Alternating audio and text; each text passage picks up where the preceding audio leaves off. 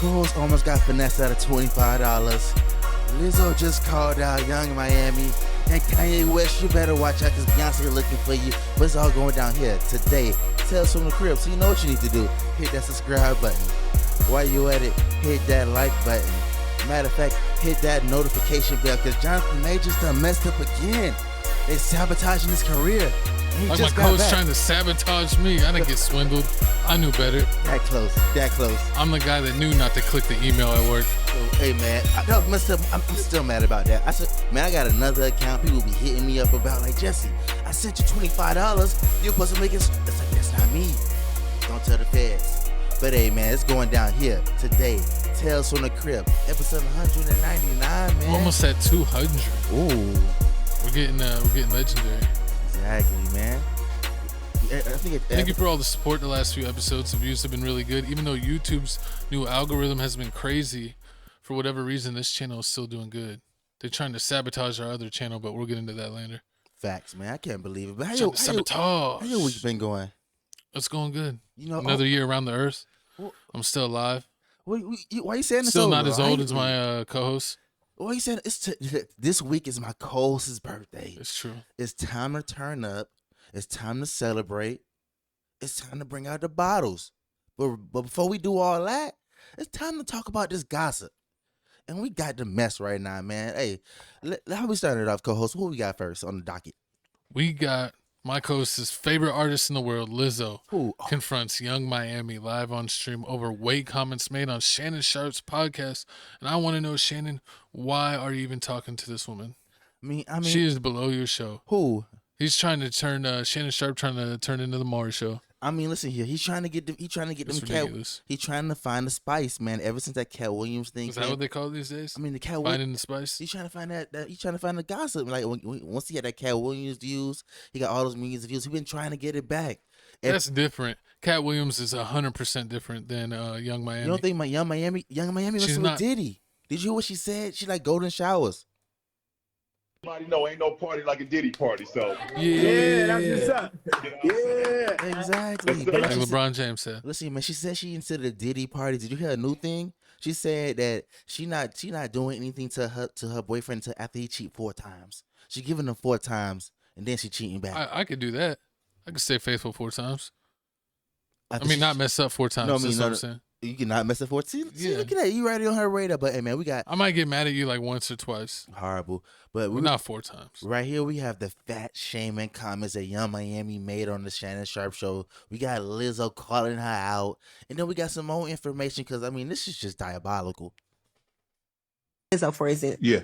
Everybody was like, oh my God, she's so fat. She looks so good now. She's so fat. Now it's like, oh my God, ew. What, like, pick a side. Mm-hmm. What do you want? When you got a natural body, you look like a little boy. You don't got no sex appeal. You this and you that. When you do get the BBL, it's like, oh my God, your body fake. It's like, if you natural, they hate you. If you got a BBL, they hate you. What do you want? You were like, and then she looks so good, and people are like, ew, because Shay Shay was like, oh, because what, she did surgery or she did, you know what I mean? She's on Ozempic or whatever. Was that, I thought that you were kind of referring to, actually I thought you were saying I got too little. No. So what I'm saying now is like, people always have something to say. You know, like women is like, you need to lose weight. Then you lose weight and it's like, oh my God, that don't look good on her. She like you just can never be right. People can never be like, it's them if you do, them if you don't. It's kind of like what I was trying to say. Because it's like, for instance, sometimes I see some people saying like, everybody say you look good, but then you have the little 5% that's just like, she looked better when she was fat. Wow. Like, that's what I'm saying. It's just them if you do, them if you don't. But you're doing it for yourself, not these people. But I just was just referencing to like, you can't make nobody happy and they always got something to say when it comes to a woman's body. Why? I don't know. Like, why y'all always picking on women's body? It's like, you don't get surgery and it's like, you got a little boy body. Oh my God, she need to gain weight. She too skinny. Or you like a little boy. Then you do get a BBL. We don't like BBLs. We like natural bodies. So why would you get surgery? Like, yep. It's never enough. Especially when it comes to women's body. I don't understand what would be the big issue anyway. I think people don't know what body positivity is. Okay. Because the body positivity movement was very political. Yeah. And it got taken and kind of like commercialized. Yep. And now body positivity to people is code word for fat. Okay. Like DEI is code word for black or whatever. yes. So like they're like, oh, she's not body positive anymore.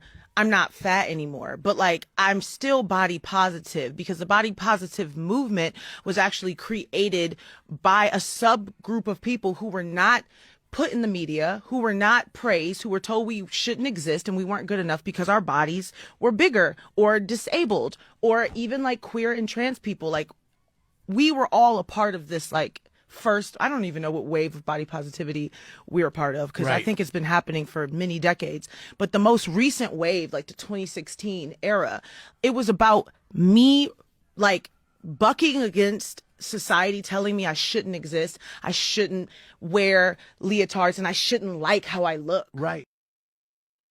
And I love what she's talking about, how she's saying the way that she was going at, how she shouldn't. There was people were telling her how she shouldn't like the way that she looks and the way she dressed, and she was wearing a whole bunch of crazy things. The only thing I didn't like was when she went to the basketball game and had her butt cheeks out. I mean, besides that, everything else She's trying to disrespect King James. horrible.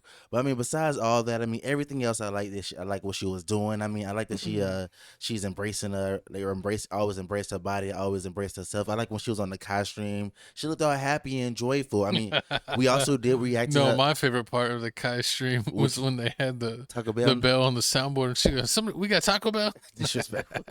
Nah, disrespectful. But No, I mean, you couldn't have wrote that. But if you didn't know, I mean, this happened on Lizzo's stream. Lizzo's been streaming, and I mean, some people were saying like, Lizzo, how you thought that was shade? There's no way you thought that was shade, because I mean, the way that she said it on Shannon Sharp show, I mean, to me, it sounded like, I mean, she was defending Lizzo, because I mean, it's nothing that a woman can do. They can be, when they have their body too small, people call them No matter boys. what they do, they get judged. Yeah, no matter what. I mean, that's everyone these days. No matter what you do, if you're a celebrity or a person in the public spotlight, you're going to be judged. True. That's just how it goes. I mean, that's what comes with the territory, honestly. It is what comes with the territory. But And it's like, no matter how famous you are, Mhm. like even like someone like DJ Academics, who's like, the number one of like independent media for like rap and hip hop, Mhm. and it's like he'll post something about the news, and then you go in his comments, and they're like, "Back at McDonald's, Academics." yes, It's like it doesn't matter if he got $100 million deal from Spotify. They still gonna troll you. true. No matter how successful you get. Or like with Ice Spice, you see with Ice Spice when she was thick, when she was losing all that weight, she was saying she looked all crazy. Now she getting back thick again. And everybody's like, Oh how yeah, she do that? she got off the Ozempic. That's what everybody see. Everybody acting like my coach. That's what they were saying. They said she had the Ozempic face. See, exactly. Her face got all skinny because like supposedly when you do Ozempic, it doesn't just eat the fat, it eats the muscle, and then like that's why the faces look so much thinner, and they get like that skeleton face. Pretty much exactly. That's what I said. So I mean, that's exactly what's going on. I mean, a lot of people were saying like they didn't like how Lizzo did this. A lot of people feel like Lizzo was trying to set her up for to go viral. Because I mean, it is wild that she had her whole mic set up and had the phone in the mic. One, I don't know how she didn't get the mic from like skipping from the radio signal. Because if you have your phone too close to a mic, it's like when you would get a text message and the teacher would be playing a video. And you'd hear like did it. You remember that back in the day when you were in high school? I remember like that. one of those things. Well, yeah, that too. And also, at first I was wondering, like, did she tell her that? Oh, is she gonna be that I'm gonna put you on my stream show? Or like, did she like surprise her? Because I don't know. We didn't get to see the whole clip, and that's the problem with clip culture. Sometimes you'll see a clip and judge someone like crazy, and the clip actually didn't show like everything that happened. They're like, oh, she actually did tell her. exactly. So we don't. We really don't know. True, and I mean the way that Young Miami handled it, I am real proud of her. Because I mean, at the same time, this could have went left. Like you already know, Young Miami is going down with the whole Diddy situation. She already looking bad, saying I like golden showers. I'm letting dudes cheat on me and everything. Now you trying to put fat shaming on me? Not because She likes the waterworks. horrible. Now she trying to put fat shaming on me as soon But as that's the whole thing. Is like, didn't Lizzo get in trouble for fat shaming? exactly. Ain't nobody perfect, man. It's messed up. So I mean, That's like when they're like, how can you be racist towards your own people? It happens. like Stephen A. Smith. Yeah. I mean, it happens, but I mean, I feel for Lizzo. I mean, I love how Lizzo's losing weight. I hope that she's accepting it, and I mean, I did feel like other people at the point in time when it was like, oh, at first Lizzo was always posting all this, oh, I love my body, but ever since she started losing weight, you don't see her posting as much anymore. But I mean, hey, Because man, she's working on it. exactly. I mean, I'm just glad she's working on it. You think she? It don't even matter if she's getting surgery. You think she's working out against surgery? Or is that Ozempic? I mean, it could be a combination. I don't know if it's Ozempic, but she could be on like some weight loss supplement. And then, I mean, when you're that rich, you can literally hire a private chef, so you don't have to make your food. So they could literally meal plan you and make your meals fresh every day. So you're not eating like trash health food. You're eating chef quality health food. And then if you don't know what you're doing, you literally can get a physical trainer. That you can do 3, 4, 5 times a week, however much you're trying to get it. And I mean, you do that, and your life's easy. They get you on the right supplements, the right nutrients, and all that nutrients, weight protein. Yeah, they know all that stuff. There's people that literally get degrees. The nutritionists and all that stuff. Yeah, was it kinesiology? True. Look at my co-host. Okay, okay, co-host. You see, look at that. You know more than I thought. But I'm gonna slap you. I'm gonna show you what I didn't know thought. you knew that word. Yes. Nah, but y'all comment down below. Do y'all feel like Lizzo is trying to set up Young Miami to go viral, or do you feel like she honestly didn't know if it was a slug or not?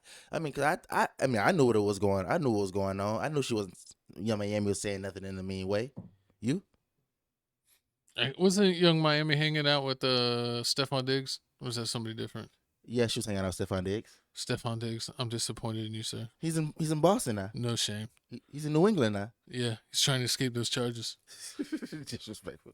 Oh man. That's why you said that's why Michael Jordan retired 2 years, because he was a gambling addict. Mm-hmm. Stephon Diggs, instead of getting in trouble, they banished him to New England. One of the most racist places in the world. This trash team. At least he's gonna be closer to Cardi B. New York. Yeah, he does like wrecking off. I mean, he was in Buffalo. No, he was in Houston. He was in Houston. Yeah, he was in Houston. He was in Buffalo before, though, right? No, that's somebody else. I forget. But yeah, moving. Any other comments on Lizzo? Nothing else on this. But moving on to the no more positive words for your boo boo. No more positive. Hey man, make sure y'all check out our crib reactions. We definitely did a Lizzo video. You know we definitely always support Lizzo over here. Oh, is it out yet? I don't know. It better be out, man. Shout out body positivity and shout out everybody that's going through a tough time. But hey, moving on here, man. This person's going through a tough time. Who we got? We got Kanye West. Kanye says the Carters will never get an apology despite possible legal action over his disrespectful tweets. So Kanye's going crazy again with the tweets, going at the Carters, going at his wife. What do you got? What do you think of this situation with them? Do you want me to read this first? Might as well. Wait, has anyone ever seen Jay-Z and Beyonce's younger kids? Whoa. No, literally. And this is why artificial insemination is such a blessing.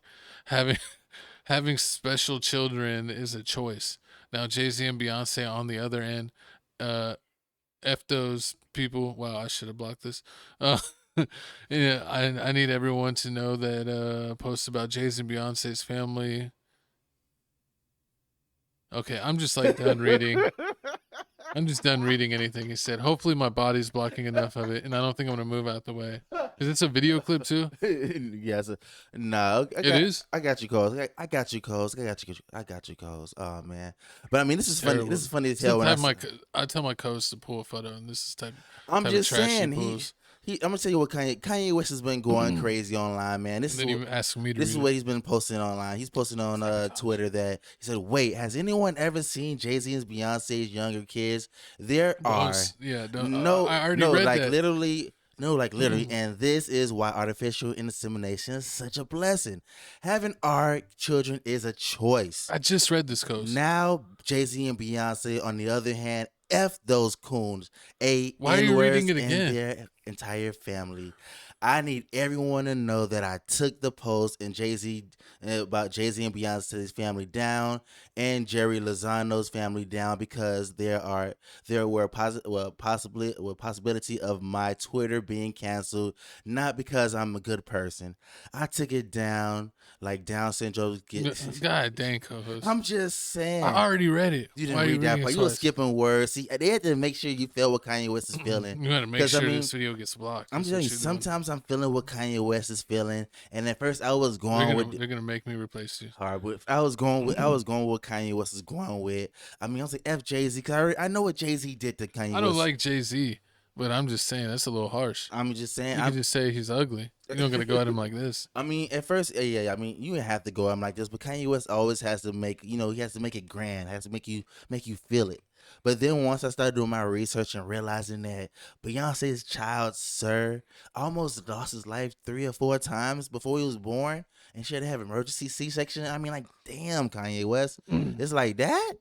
You could have left the kids out of this. You could have said, "You're supposed to leave the kids out of it." It's never that. But in this situation, it's that because it's Beyonce. I'm just saying, it's Beyonce.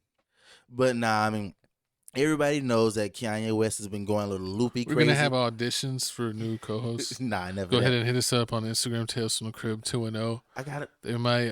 What is it? The censor commission. Like, he's out of here. He's out of here. They tried to give him a chance, but he's out of here. Listen, I'm just saying. I'm trying to express my creativity. You heard what Iggy Azalea said about the shirt.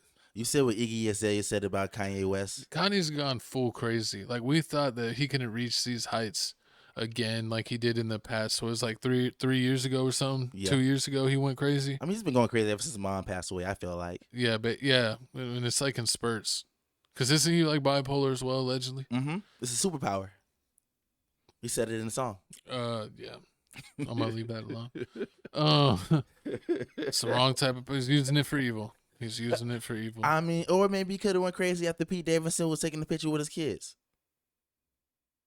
What was Pete Davidson doing to the kids? Remember when he was dating. Oh yeah, he was like driving around on go-karts and stuff. And you wouldn't mess with Pete. You see? I mean, that's when you're trying to be the cool stepdad. I mean, see, hard. It's like my co-host. He loves being the cool stepdad. You can't be the cool stepdad with a crazy baby daddy. Kanye West is certified crazy. You heard? Yeah, they do ruin it. He started making. I don't really like dealing with your baby daddy. Better be dead, in jail, or banished to another state, or he don't even live in the same state. You see, that's the only time I accept it, because if not, they be trying to linger. Exactly, they make music videos about you. Diss you. But what you were saying about the Kanye West, the what's it called, the swastika shirt, whatever you said. God dang, co-host. How much do you want to get kicked off? That's what they want to know. Put in the comment section below. If someone says, get Jesse out of here, and it gets 10 likes, he's off next week's episode. I'm just telling you what it is. Comment down below if you want real good _ as worse as a co-host for next week's show. This would have been a Travis Scott podcast. We would have talked about Travis Scott and James Winston for 15 hours, but we're not doing that. But nah, I mean, Lord, you give me no good options. This is what you do to me. I'm just trying to. But what you finna say about Kanye? No, I mean, I never really liked Kanye. Back in the day, in like 08, 09, I was in high school, and like people used to. That was like the graduation time period, and like I did like 808s and Heartbreaks. I'm not gonna lie, fire album, but I didn't really like the graduation albums. And I always thought people hyped him up, and I always felt like he was like different for the sake of being different, not because he actually was. So I don't know. He just always seemed like an attention seeker? Yeah, an attention seeker. That like he's not really that weird. I mean, I can kind of see where you're coming. Some people are weird, but I don't think he's that weird. I think he's faking it. Yeah, I mean, some people do say he is being a little weird. He's faking all the extra stuff, like when he was like, "Oh yeah, slavery was a choice." Wait, is that too much? I'm not going to challenge your beliefs. But like when he was, that's what you believe. Like when he was saying that, or when he was saying "I am God," and he was like, "I am God," because I mean, he talks about how he saves lives just like God does. You said that before. I mean, let's see. I got you here. I'm saving lives. Your sister wrote that in the letter. I'm gonna start taking lives. You're gonna find the opposite life. Disrespectful. But nah, man, we got a video right here, basically Beyonce's sister catching Kanye West lacking.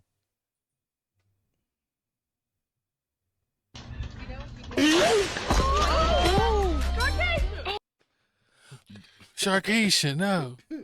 Nah, but I mean, we gonna see what's going on with Kanye West. I mean, I'm pretty sure there's gonna be more news with him. We just talked about him last week with him basically saying he's gonna sue his ex-wife Kim Kardashian. And basically, Did the rest of the clips drop today? nah, we got a couple more clips. If you're watching this on TFTC Clips, go over to Tales from the Crib to watch the full show in full 1080p, and you get it like about a week early, usually, because the Clips channel is always about a week behind. Definitely. What are you saying? Definitely. It's about a week behind. But yeah, y'all comment down below. Does Kanye West have to start looking over his shoulders? Is Jay-Z looking for him? Can he show his face back in New York? I don't think the Kanye clips dropped from last week. Oh, wait, no. The one with Bad Baby? Which one? Kanye speaks on Bad Baby versus Alabama. Oh, yeah, that one? Yeah, shout out for that one, getting 1K Oh, no, the views Kim Kardashian one? I think I'm working on that one right now. Oh, yeah. But that'll be out before this drops. That'll be out tomorrow. Yeah, it'll drop the same day. Kanye West will want to be out this week.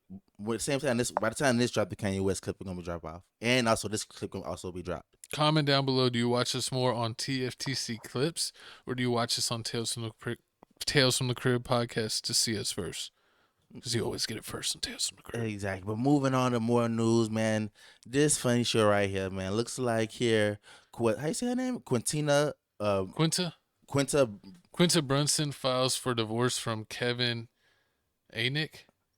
He sounds after racist. 3 years of marriage. So I mean, this show right here, this lady right here is from Abbott Elementary. If you didn't know, the show is a great show. The guy from Everybody Hates Chris is on it, Tyler James. Now this show, he's funny. This show is hilarious. I mean, I started binge watching this show just for this topic right here. I mean, I just couldn't stop laughing. I almost had to call off work to finish this whole show. But I mean, it's looking. Oh, also she wrote a book, but it's looking real sad right now.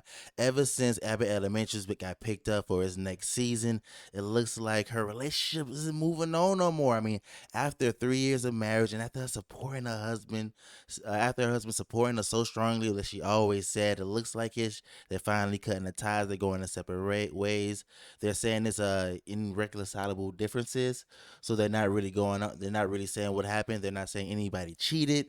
But I mean, I feel like I know what it is. But we're going to play this video. We're going to show you how much Kevin did support his women. And then we're going to tell you what we think the actual problem was.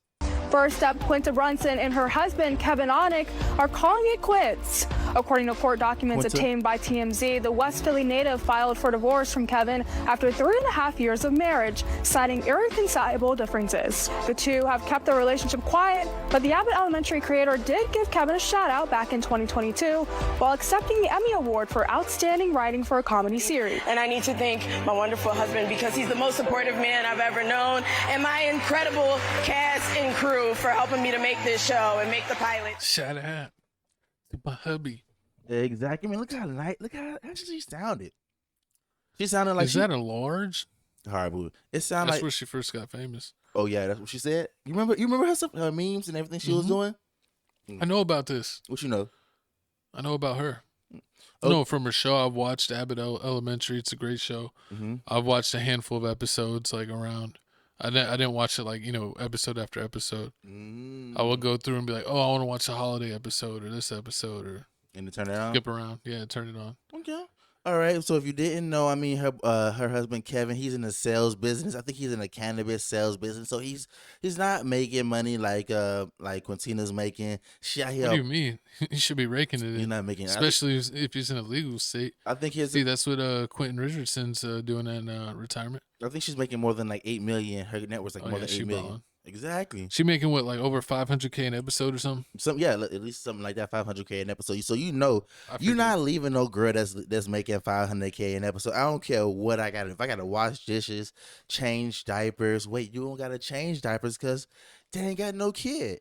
And that's what So what is he complaining about? That's what I think the problem is. I think that the fact that I think she's around 34 to 36 years old. Ooh, she ran out of time. I mean, whoa. Disrespectful. Do I need How is that disrespectful? Do I need to replace him? Did you see what he said? Do you know it's still Women's History Month? Exactly. Disrespectful. Man, I fell down to my knees when the law came. Disrespectful. I mean, like, think about it. It's she's 35, almost 36 years old. I don't want to say her time is running out. They don't make them like they used to, man. My grandma was having kids in her 40s. They not doing it. And that's with no special sauce. Exactly. They need the women is taking the special. They going for the special sauce nowadays. Before it was like, oh yeah, now you gotta freeze them. I gotta freeze. Before it was like I was freezing it. Then like, oh, my biological clock is ticking. Now they got the whole IVF thing going on. Your clock's ticking. How many years you got left? I got a lot. They saying we got the whole IVF thing going on. You seen a lot more people doing that. I think I seen DJ Envy and them. They did IVF. DJ Envy doesn't look like he has strong swimmers. Horrible. Andrew Schultz said he and his wife did IVF. Also, the IVF. Also, I believe that from the start. I don't know about Bill Burr. Don't quote me on the Bill Burr part. But yeah, I mean, you seen a lot of more people talking about the whole getting pregnant because it's a serious situation. People want to have kids, even though people act like they don't want to have kids. Well, birth rates are low. I mean, they're low in the United States. They're low in a lot of countries. I mean, we even saw where Japan's like inviting tourists come, and if you like start a family over there, they actually like give you a certain amount of money once you start a family. They want you to start a family. Yeah, because it's like they have an aging population problem. Because it was their fault. That was their fault. They shouldn't have had it. Remember, there was like, it was a whole 2-3 kid thing rule going on, and they didn't want you to have so many many girls. Yeah, they tried to limit it and limit. Yeah, they did all kinds of stuff, and they were super business focused. So like people would focus on their career rather than having kids. And now no one's having kids, and they're like, oh, we have a problem. Now they're super focused on basically getting money. And I mean, that's how women are today nowadays. And over here in America, you see how a lot of women are told like, oh, you need to put forth your business first. You need to, put your you want to get your business and everything right business first or career, get your career right and everything before you get a man. And that's what a lot of women are doing. But I mean, you seeing like some people when you start working and start getting successful. Don't take nurses. Horrible. Like when you start working and start climbing up the ladder and start accomplishing more and more stuff, it starts getting addicting. And it looks like to me, I feel like she's accomplishing so much stuff. She's trying to see how far she can go because it's something that she always wanted to do. And now that she's doing it, she don't want to like stop and have a kid because you see what happens when you have a kid, like the whole Just Hilarious situation. Just Hilarious stopped having a kid. I think that they could wrap it into the show. With the whole kid situation? Oh, that would be hilarious if her and Everybody Hates Chris, I forget the actor's name, but if like they had a kid on the show, like they hook up after like an after school party, and then she gets pregnant, and she could be pregnant in the show. It ain't no deal. And get like a season or 2 out of that. I mean, I guess she could be pregnant for 2 seasons. I don't know how many. I don't understand. I mean, I don't know how many seasons they shoot in one calendar year. I mean, think about it. You don't have to, you probably should get pregnant. I mean, depending whenever you do it. It's like 9 months of pregnancy. So you may get like a season or 2 out of that. You probably get like a season or 2 out of that.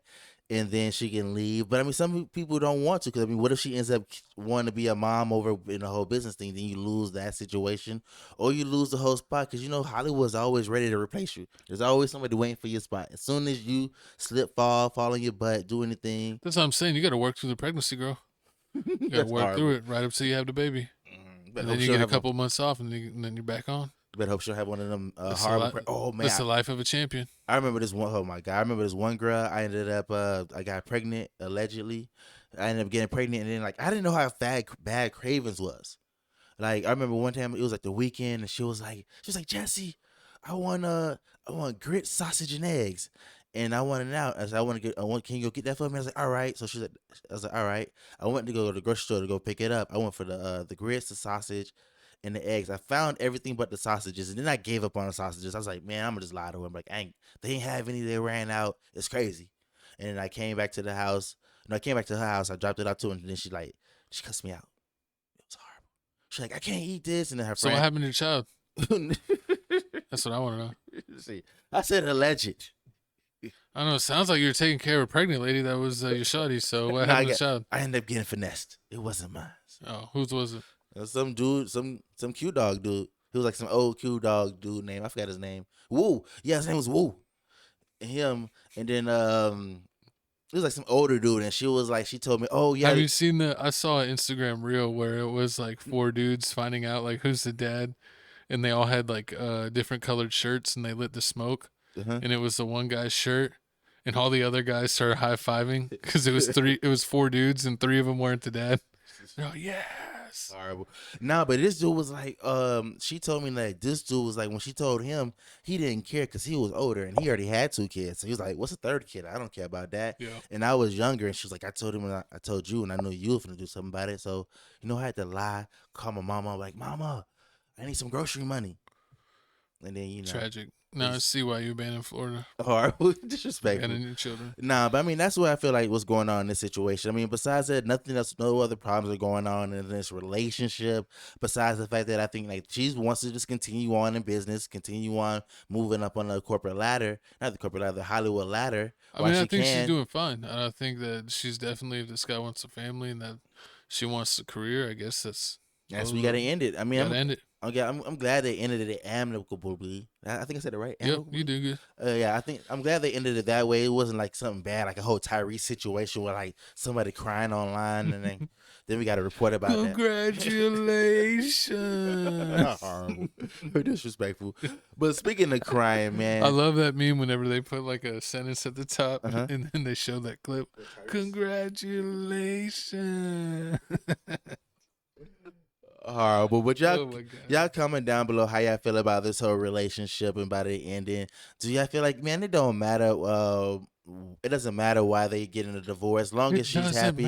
And also, I think she signed a prenup, so the money, he's not gonna end up taking all her money. I mean, they're gonna end up leaving where they came with, unless like she's nice enough to give him something. Because I mean, he already gave him a little something. It was enough to keep him around. Hey, who disrespect? Facts.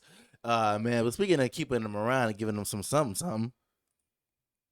We got my co-host's favorite supervillain, Jonathan Majors. Supervillain? He plays heroes every episode. He's the villain. He literally is.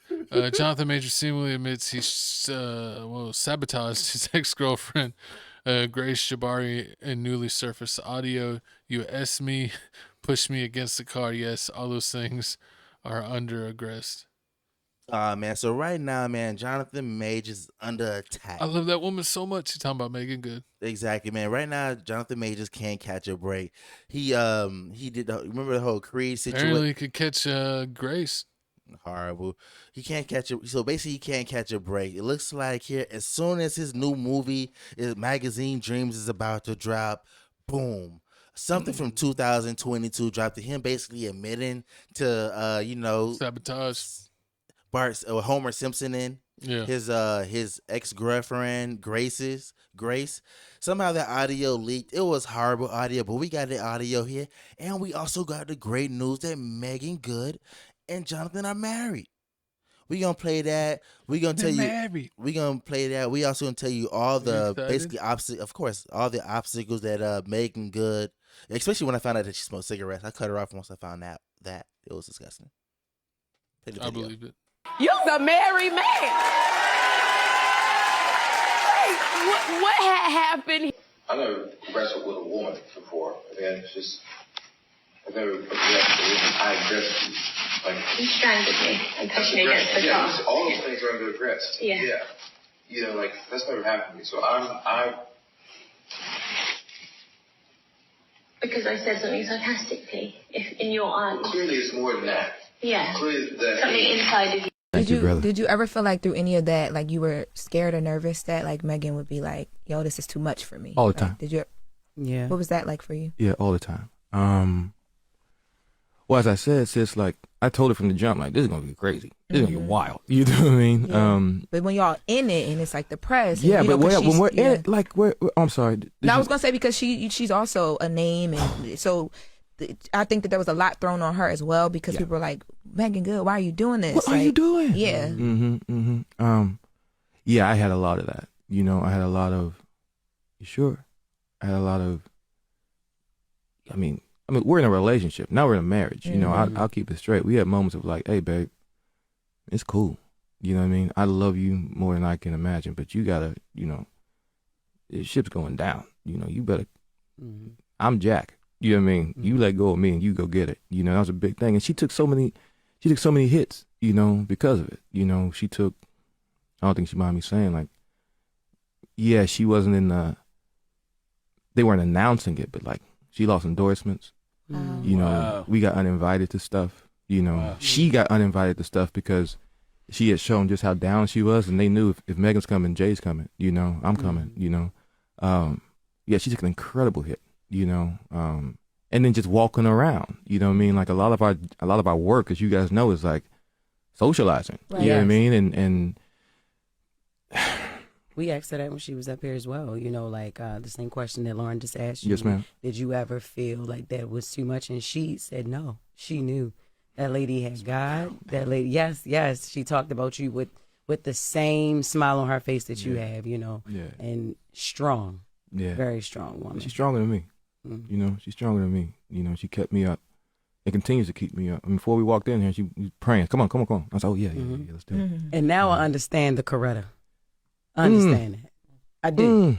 Amen. Because even though, you know, there's a lot of jokes that came with it and a lot of things, you know, you actually did a lot for me on stage. I'm a comedian, so I used the jokes a lot. Yes, ma'am. Yes, ma'am. But hearing you talk about that, you know, how she prays with you, for you, she flew to New York to sit there and you cried in her arms. Like, you know, it just also shows the backbone of a Black woman can be, you know. It's incredible.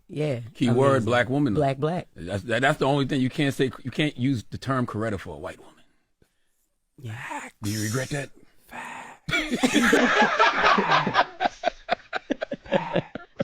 When something like this comes out during the week of your film's release, how did that make you feel? I was so grateful that I had done my work, you know, and continue to, and I'm continuing to do my work. I can't speak to it, but obviously, because you're talking about it, you know, there were vibrations, you know, reverberations, same as everything before, you know. But I was happy I'd done my work, you know. I was happy I'd done my work.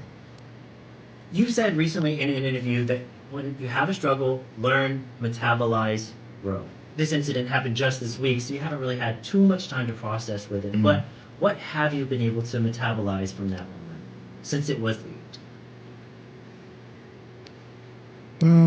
Yeah, I'm living life, you know.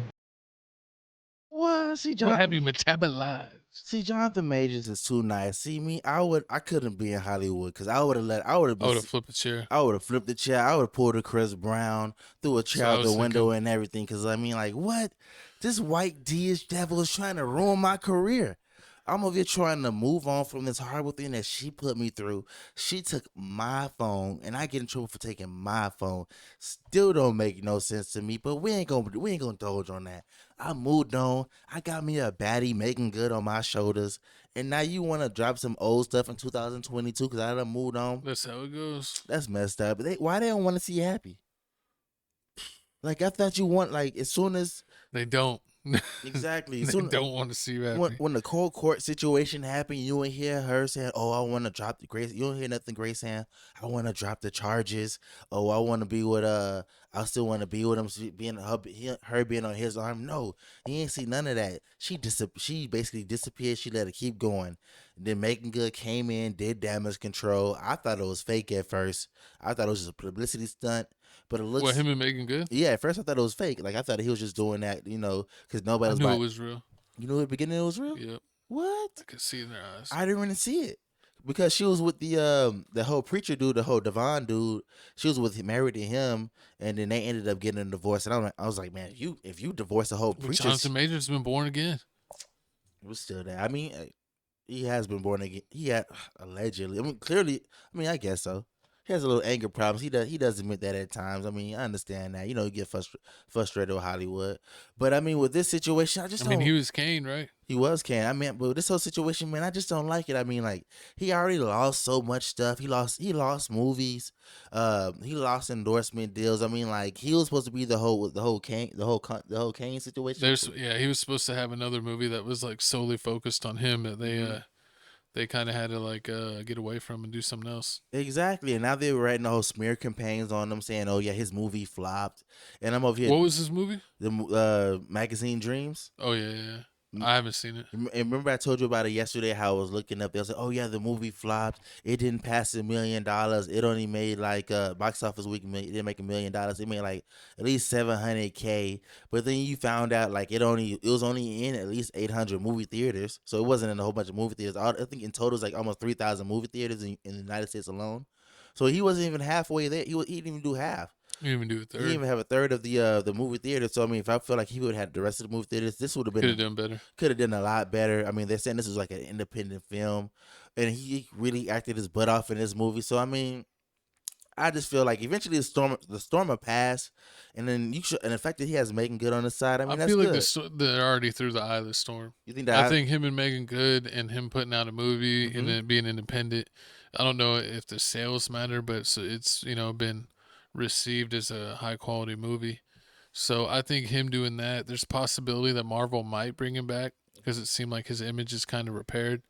But we'll see. I think if he stays on the right path, he could get everything back. So True. And I like the fact that Megan Good stayed stuck beside him, because I mean, at a time like this where like women are like, oh, man, women like bad boys. You think so? It's crazy. You think that's what it is? She gave up the preaching for the bad boy? Yeah. That's what women do. They usually go from one extreme to the other. They're dating jerks. They try to go to the super nice guy. And they get bored with the super nice guy and they go back to jerks. So you think she's only changing up, and now pretty soon he's going to show her true colors? She can be like, he was beating me the whole time. No, but that's why he's winning. Because he was bad, but he's trying to be nice. So he's like the best of both worlds. But usually it's an where act. he's good, but he has like a history of being bad. He's dangerous. But usually it's like an act, and they revert back to their old self. I mean, sometimes Robert Downey Jr. turned his life around. He was like alcoholic and like addicted to a lot of things, and almost lost his whole Hollywood career, and then came back as Iron Man. True that. I mean, that can always happen. That can definitely happen. I do pray that he does get that Robert Downey Jr. career, get that Robert Downey Jr. money, because he out here balling. But y'all comment down below how y'all feel about this whole situation. Do y'all feel like Hollywood just has this strange cloud over Jonathan, and he just has to weather through the storm, and eventually he'll make it through it. But speaking of making it through and weathering through the storms, it looks like this. They didn't make it though. Oh man, this storm right here didn't make it. So I mean, if you didn't know, man, Yella Beezy arrested on capital murder charges. Reported hired gunman in fatal 2020 shooting of Mo 3Z. But I mean, if you don't remember this situation, this is a tragic situation. This happened in he got gunned down on the highway in Houston. Gunned down the highway in Houston. In Texas, in Dallas, Texas. Dallas. We got a video right here. We're gonna play the video. It's gonna remind you of everything that happened. It's gonna show you the beef, Trap Boy Freddy, Yella Beezy, also getting arrested.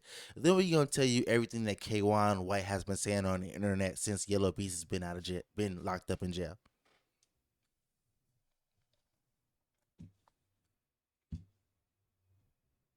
New at 10 o'clock, Dallas police have made an arrest in the deadly shooting of Dallas rapper Mo 3. Tonight, police are telling us that they have taken 21-year-old Kawan Dontrell White into custody for the death of Mo 3. White faces a murder charge and also a charge of prohibited possession of a firearm. The rapper was shot and killed on I-35E out of his automobile near the Dallas Zoo last month. Man, whoever got the freeway blocked out need to get y'all together, dog. God. Nick ain't on the fucking freeway. Man, Lord got the freeway blocked off all the way on Polk, dog. The fuck they got going? I got the young boy with me too, nigga. Yeah. Slack.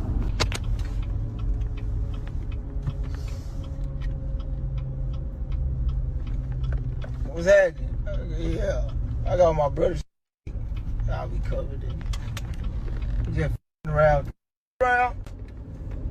Finna pop some bottles, bitch. It's bottle popping time. Half party time. Butt naked time. What's the point of going #1 if you can't see it, nigga? Hey, nigga, chill. Right now, these niggas retarded. Put him on the shirt. Put him on the shirt. Know the shit that with Boosie. We know the shit that happened in Dallas. I ain't seen him. I've been wanting to see him though. I ain't seen him. I think he has a show coming up. It's in Fort Worth, but I know if I go out there, they gonna think it's gonna be on some bullet shit. I had reached out to dude a couple times. You not from here. You not finna come over here thinking you finna run something. So that's what the situation was. I ain't have to do nothing or say nothing. Like, nigga, I don't even know what's going on with that. You get what I'm saying? But he know. He know. He know the truth. So it's something that he know. He know. We don't do all that internet shit. He know. It's more I can go into and like deep, but he know. So you think he could have just came to you and it would have just been that? Man, he know. Yeah. That nigga know. You want to play into that shit. He know though. Like, nigga, I done reached out a couple times. I want to see like face to face. I see face to face. See, we got the same energy. It ain't got to be on no tough shit. But if you want to feel like you want to go there, we can like on some squad shit. We can do that too. Did some of that have anything? Arrest of Dallas-based rapper. His name is Yella Beezy. That's a stage name. The real name, Marquise Conway, and he's now being held on a $2 million bond. He was arrested yesterday and charged with allegations that he paid money to kill Melvin Noble. He was a rapper known as Mo 3 locally, and that happened back in 2020. Mo 3 was shot and killed by a gunman who chased him down I-35E. It was right near the Dallas Zoo. These are images from that day. Police arrested the gunman, that person, Kawan White, in 2021. New documents now show that Conway paid White to kill Mo 3. Conditions of his bond include electronic monitoring and also home confinement, no drug or alcohol use, and he has to give up his passport and is not allowed to contact the victim's family in any way. Standing motionless in Dallas jail, Yella Beezy charge. Man, I guess he no longer. I guess he no longer running Dallas. I guess he's no longer having a dumb haircut. Horrible. And it looks like Mo 3's mother says justice for Mo. The two men who were originally charged in the shooting of Mo 3 in the fatal shooting 2020. Records show numerous calls between these two the days before and the day of the shooting. Cell phone data places them in the area of the location Mo 3 stayed the night before the shooting and near the scene. So the dude with the Snitching. the dude with the goatee, that he's the one that had the baby mama. They were alleging that Mo 3 was messing with her. He was a jealous baby daddy. And then the dude Kiwan, I mean, it's a lot of rumors going on Kiwan. I mean, they're saying that he was already in trouble for shooting at his transgender girlfriend or boyfriend. I don't know what you call it, the transformer. He already hired him. We don't have a Patreon for this channel, in case y'all are wondering. I'm bring us back on the screen. We don't have a Patreon for this channel, so maybe we should make one. You know, we can't offer members only. Hey, comment down if you want some membership videos where you could see this guy. We'll do some extra clips of him 100% unhinged, and that could be a part of the membership program. He's gonna cuss. He could do everything. It don't matter because it'll be part of the member stuff. So we don't have to worry about it. I mean, I would, because, I mean, this whole situation is crazy. I mean, they've been beefing for this whole time, and I don't understand why now they're coming at Yella Beezy and wanting to arrest him this many, almost 5 years later. They building a case. What do you mean? I mean, this case isn't even a solid case to me. After doing open and shut case. It's not an open and shut case. Open and shut case. It's not, because let me tell you. Open and shut case. Let me tell you. So Kiwan White, the alleged transgender shooter, bisexual shooter that Yella Beezy hired, is out here doing interviews. He's already done 2 interviews right now, saying that right now he's in the feds, so he hasn't even been charged. How's he doing interviews? Is he doing interviews on the phone? Yeah, he's calling people on the phone. He's not people in jail. He's in the feds right now. And he hasn't even been through with this Mo 3 case yet. Right now he's serving jail for basically a gun possession charge. They gave him 105 months, which is basically almost 9 years. They gave him that. He got arrested back in, what was it again? August 16, 2022. Then basically November, which was August, September, October, November. 3 months later, he killed Mo 3, allegedly. That's what they're saying. So he said he did that, and back in August, got arrested, bonded out. He was out doing this thing. He's saying that the person that ran up and shot Mo 3 first off had a neck tattoo. He said, if you look at his neck right there, he ain't got no neck tattoo. Dude on the right does. No, but yeah, it's an other dude. So yeah, but it's not him. This is the dude. Keywan White is the dude with the lighter skin one without the goatee. That's the one they're saying that they did it, and that's the one they're saying that he's the one that snitched on Yella Beezy, saying Yella Beezy told me to do it. But he doesn't have a tattoo on his neck. That's number one. Number two, also he's saying that the other dude was like taller than 6 foot. He's like 5'7", 5'8". He said he's like I'm not the height, so it's like that's not me either. So it's like basically they just trying to. How tall is the dude on the right? The dude on the right, they charge it later on. They're not saying the dude on the right is a shooter. They're saying the dude on the left is a shooter.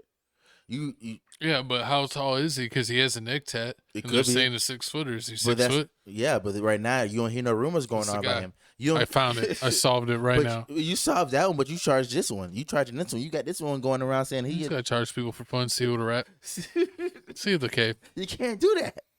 We're the feds. We can do what we want. That's the problem. The feds out here doing what they want. And feds play a dirty game. They do. Keywan saying, man, he feels like he's gonna beat this case. He said he ain't snitching. He not the one that's snitching on Yella Beezy. I mean, to me, he just doesn't want to get beat up in prison. He's in the feds right now. He said in that whole situation, he talked about that too. He said the whole time he's been in jail, this whole 4 or 5 years, that he's only been in one fight dealing with the Mo 3. Everything else he's been straight. He said he's been chilling. Come on. He's a booty bandit. He's about here giving out the Badissi. Exactly. He ain't got to worry about the problems except for that one time. But you in jail. But horrible. But I mean, with this whole situation, this whole Mo 3 Yella Beezy Trap Boy situation was documented the whole time. I mean, they've been going on. They've been dropping music after music, song after song after song, disrespecting each other. I mean, Mo 3's out here saying that I'm the one that shot up your car, made you spin out on the highway. He's also saying so they've been beefing for real. They've been shooting at each other, and somebody lost. It is what it is. Mo 3 lost. I mean, Mo 3's the one. Supposedly, they said like the next day after Mo 3 died, like 6 people got killed. 8 people. 8 people. So how you feel about that? So they spun the block. So it is what it is. I mean, that's what comes with the territory when you're in the streets. In the streets, basically. And you people get murked, and then like sometimes 3 to 5 people get murked within the next week or two, and it's just it's all retaliation. Especially if the ops get someone big. Mm-hmm. If the ops score like a big score, mm-hmm. then usually the team that took that big loss, they're looking to get back tenfold. They're looking to take back like 5 people. True. So it's like, you want to take one of us, we're taking 5 years. They literally rap that in songs. So, but do you feel like it's fair that a mama go online and be like, knowing well that your son is documented? He's documented doing all this stuff. He's documented saying that Yella Beezy got shot, and he was like, I did it. They was like, oh, Trap Boy Freddy got shot in the legs. He was like, guess what? I did it. And then you want to turn around and was like, oh, justice for my baby. What do you mean justice for your baby? Yeah, I mean, you can't be doing that. That's like how FPG Duck's mom looks. Like, her son has like one of the biggest dissers of all time. And then he gets smoked, and she's like, they was plotting on him. He was an angel. I mean, one of his biggest songs is like talking about all the dead people that his side allegedly got. And it's like, that's not respectful. It's definitely, and but it's crazy because his side dissed so much that there's only like 2 out of like the 30 people that were originally like the names of it left. Like, they all got smoked. True. So I mean, that's almost what comes with dissing. Yeah, that is almost what that is. And if you want it, it's like the biggest way to get clout too. Like, you dissing people, like, you're gonna get the views. Your songs are going to go up. You're going to get the interviews. You're going to get the Vlad interviews. You're going to get the Say Cheese interviews. True. You're going to get the No Jumper interviews. That's Shit, what No Jumper's so connected to it that they got their own Rico. We're going to talk about that later. We're going to get into that. It's crazy. But nah, I mean, y'all comment down below how y'all feel about this. Man, it smells like skunk. Man, close your legs, cuz. Horrible. But now, y'all comment down below. Y'all let us know how you feel about this whole Mo 3 Yella Beezy situation. Do you feel like, that whole Keywan dude, he's snitching? It don't matter if the other dude got a neck tattoo. He the one that really did it. And also, what's going on with Trap Boy Freddy? Trap Boy Freddy ain't arrested. He out here roaming the streets. He right now posting on Instagram. You type his name on Instagram right now, I guarantee you his circle is red. But his circle is red. That's when you click on it and it shows you what it is. Yeah. And then like if it's green, that means you're on the private chat. Yeah. My codes ain't popping in the No, streets like I that, know, so you fool. don't know. The lies. The lies. But nah, I forgot. My code's connected. I'm taking to the you out streets. of my close friends. That's what I'm doing. Disrespectful. But nah, man, y'all comment. Smells like butt cheeks. Comment down I below don't know how y'all what the feel hell's about going this. on. But moving on, it's time to God talk to dang, the someone doctor just after ripped this. the ass outside the apartment. It's ridiculous. I don't know if it's my co-host or the streets. You the ones connected. You tell us. No, I am connected to the streets, but not that way. Here we go. Let me get the music. Golly, what's that smell?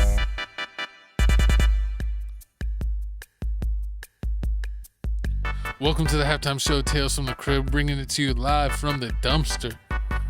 We are updating you on everything going on new with the channel.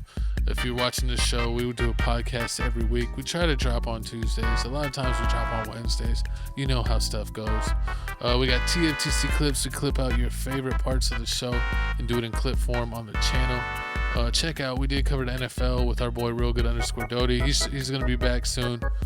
He wants to do an NFL free agency update. We'll see if we do that or get him in some reactions. Check out TFTC Gaming, where I'm single-handedly still carrying that channel by myself. I promised you Warhammer for like 2 or 3 weeks in a row, but guess what? I'm promising you one more time. So I'm going to try to drop it this week. But check out TFTC Gaming. You can see me play Bounty Hunter, Warhammer. My co-host got the new wrestling game, but I don't know if he's ever going to play it. We'll see if he does. Week 3. It's like week 5. This is week 3. You're behind. Whatever, you a hater. Also, you didn't get early access. Also, so you know that this weekend, my other co-host, RealGood_Doty, will be wrestling, and we will be. He's laying a SmackDown. He's hopefully. My co-host is gonna be the warm up. He's gonna stretch him out. Nah, pause. You playing? Nah, but honestly, for real, our co-host RealGood_Doty will be in competition this weekend. We will definitely record it. Hopefully, I will post it. I got his last fight. I didn't post it. We ain't gonna talk about that. Can we get W's in the chat? Exactly. We gonna W's in the chat. Exactly. My dog really trying to eat some W's this weekend. He will eat some W's. He will win. I'm manifesting it. My dog RealGood_Doty. He's going undefeated this time in jiu-jitsu. But unlike my co-host, who's only went defeated. Whatever. You beat him in the Cobra Clutch. He's a hater, but that's a get down or you lay down. Horrible. But talk about your crib reactions. Shout out to our #1 channel, Crib Reactions. Thank you for getting us to 13,000 subs on this channel. But the YouTube algorithm has been trashed. They've been sabotaging our latest videos. So help us beat the algorithm and check out some of our latest videos. We got videos from A-Witch, videos from Jenny, from Young Posse. What is his name? Dave from the UK, and LaSurifim, my co-host's favorite. So check out some of our latest videos there and show us support. We just hit 13,000 subs, and we have a Patreon for exclusive content not available on YouTube. Click any of the latest videos and check the description. Hey, it's time. Ready to start the other half of the show? It's time to start. My co-host's favorite artist of all time, Blueface, bleed him. And Chrisean are getting a divorce. She said she had enough of his ish. He's been in jail for too long. God knows she's probably been cheating on him.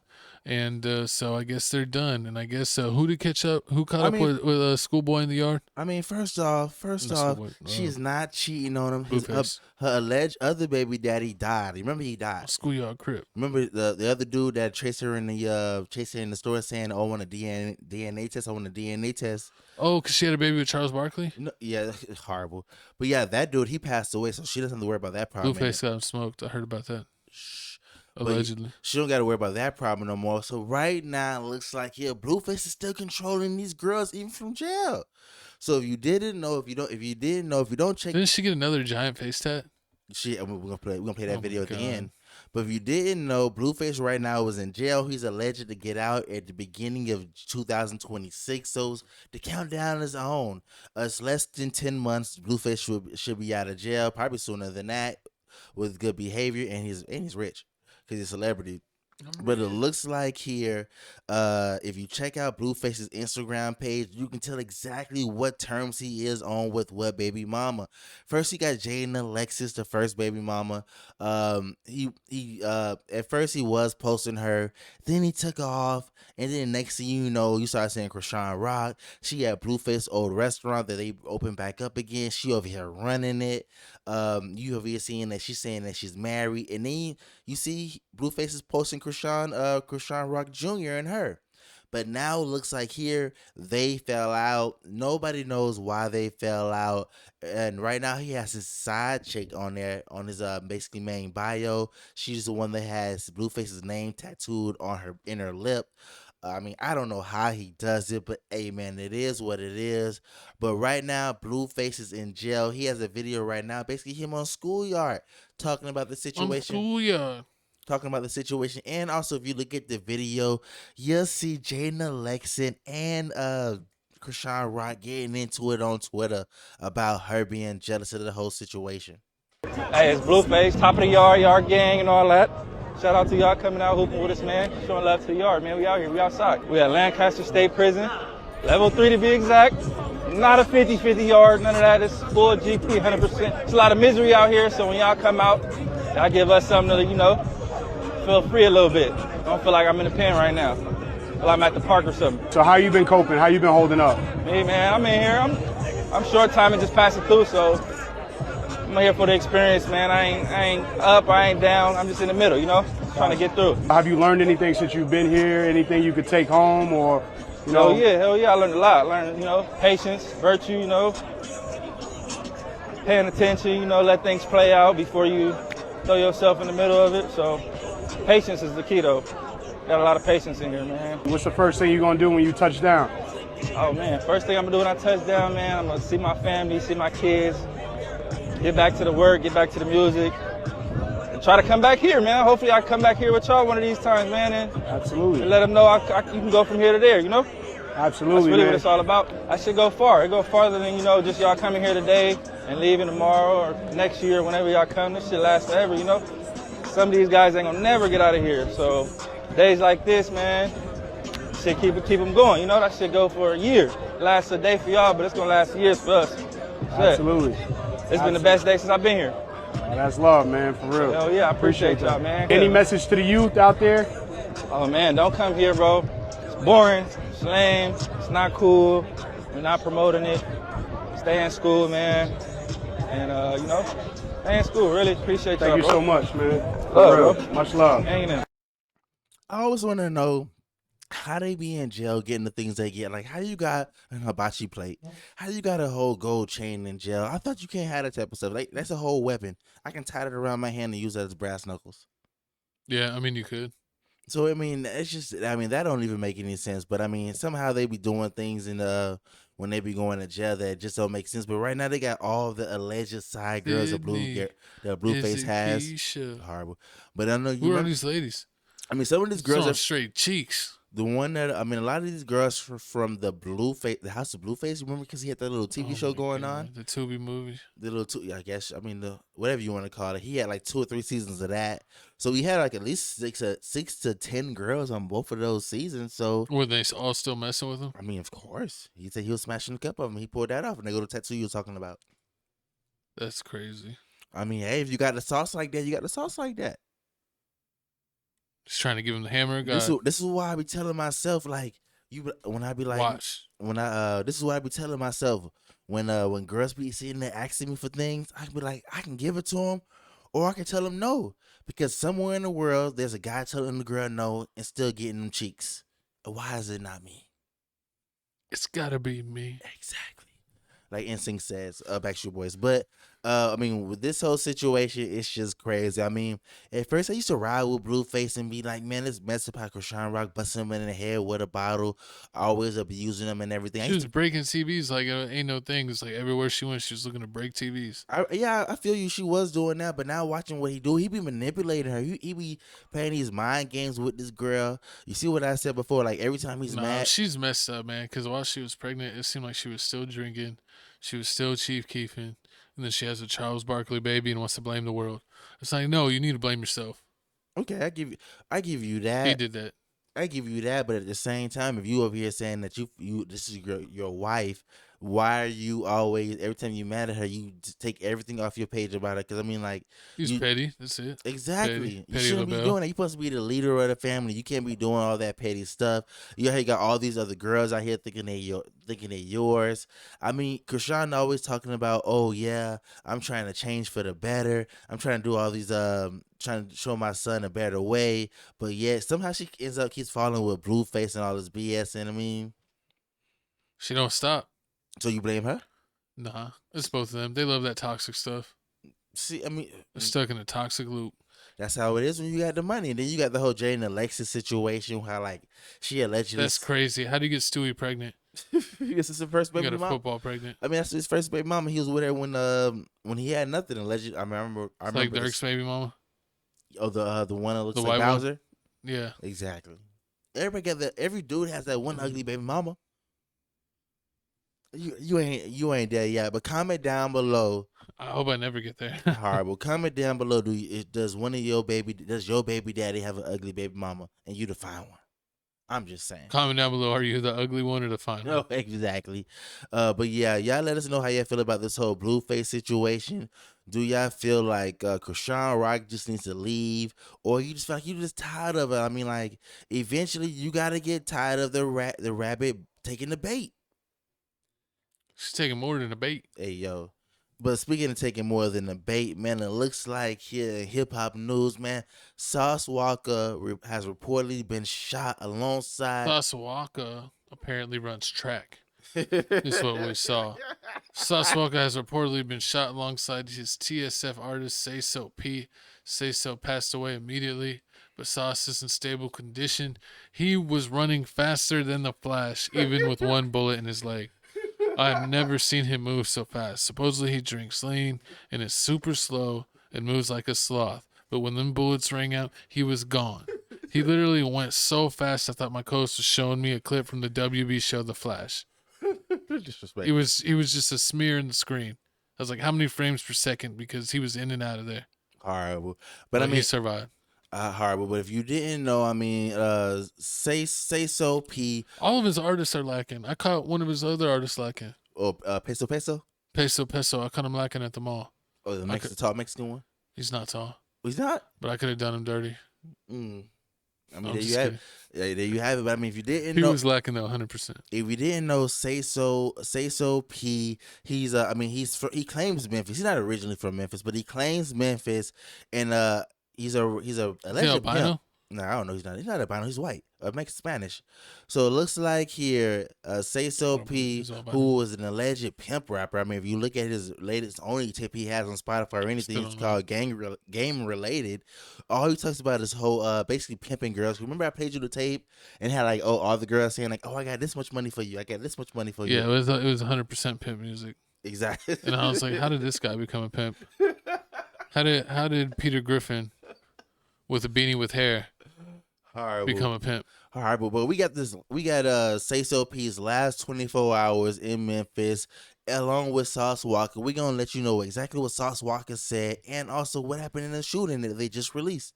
Poppin'. Well, poppin', man. I know what's going on, man. TSL Memphis shit. Where we at, though? And we in Memphis with this shit right now. In the M right now. You know where these rap niggas don't come to.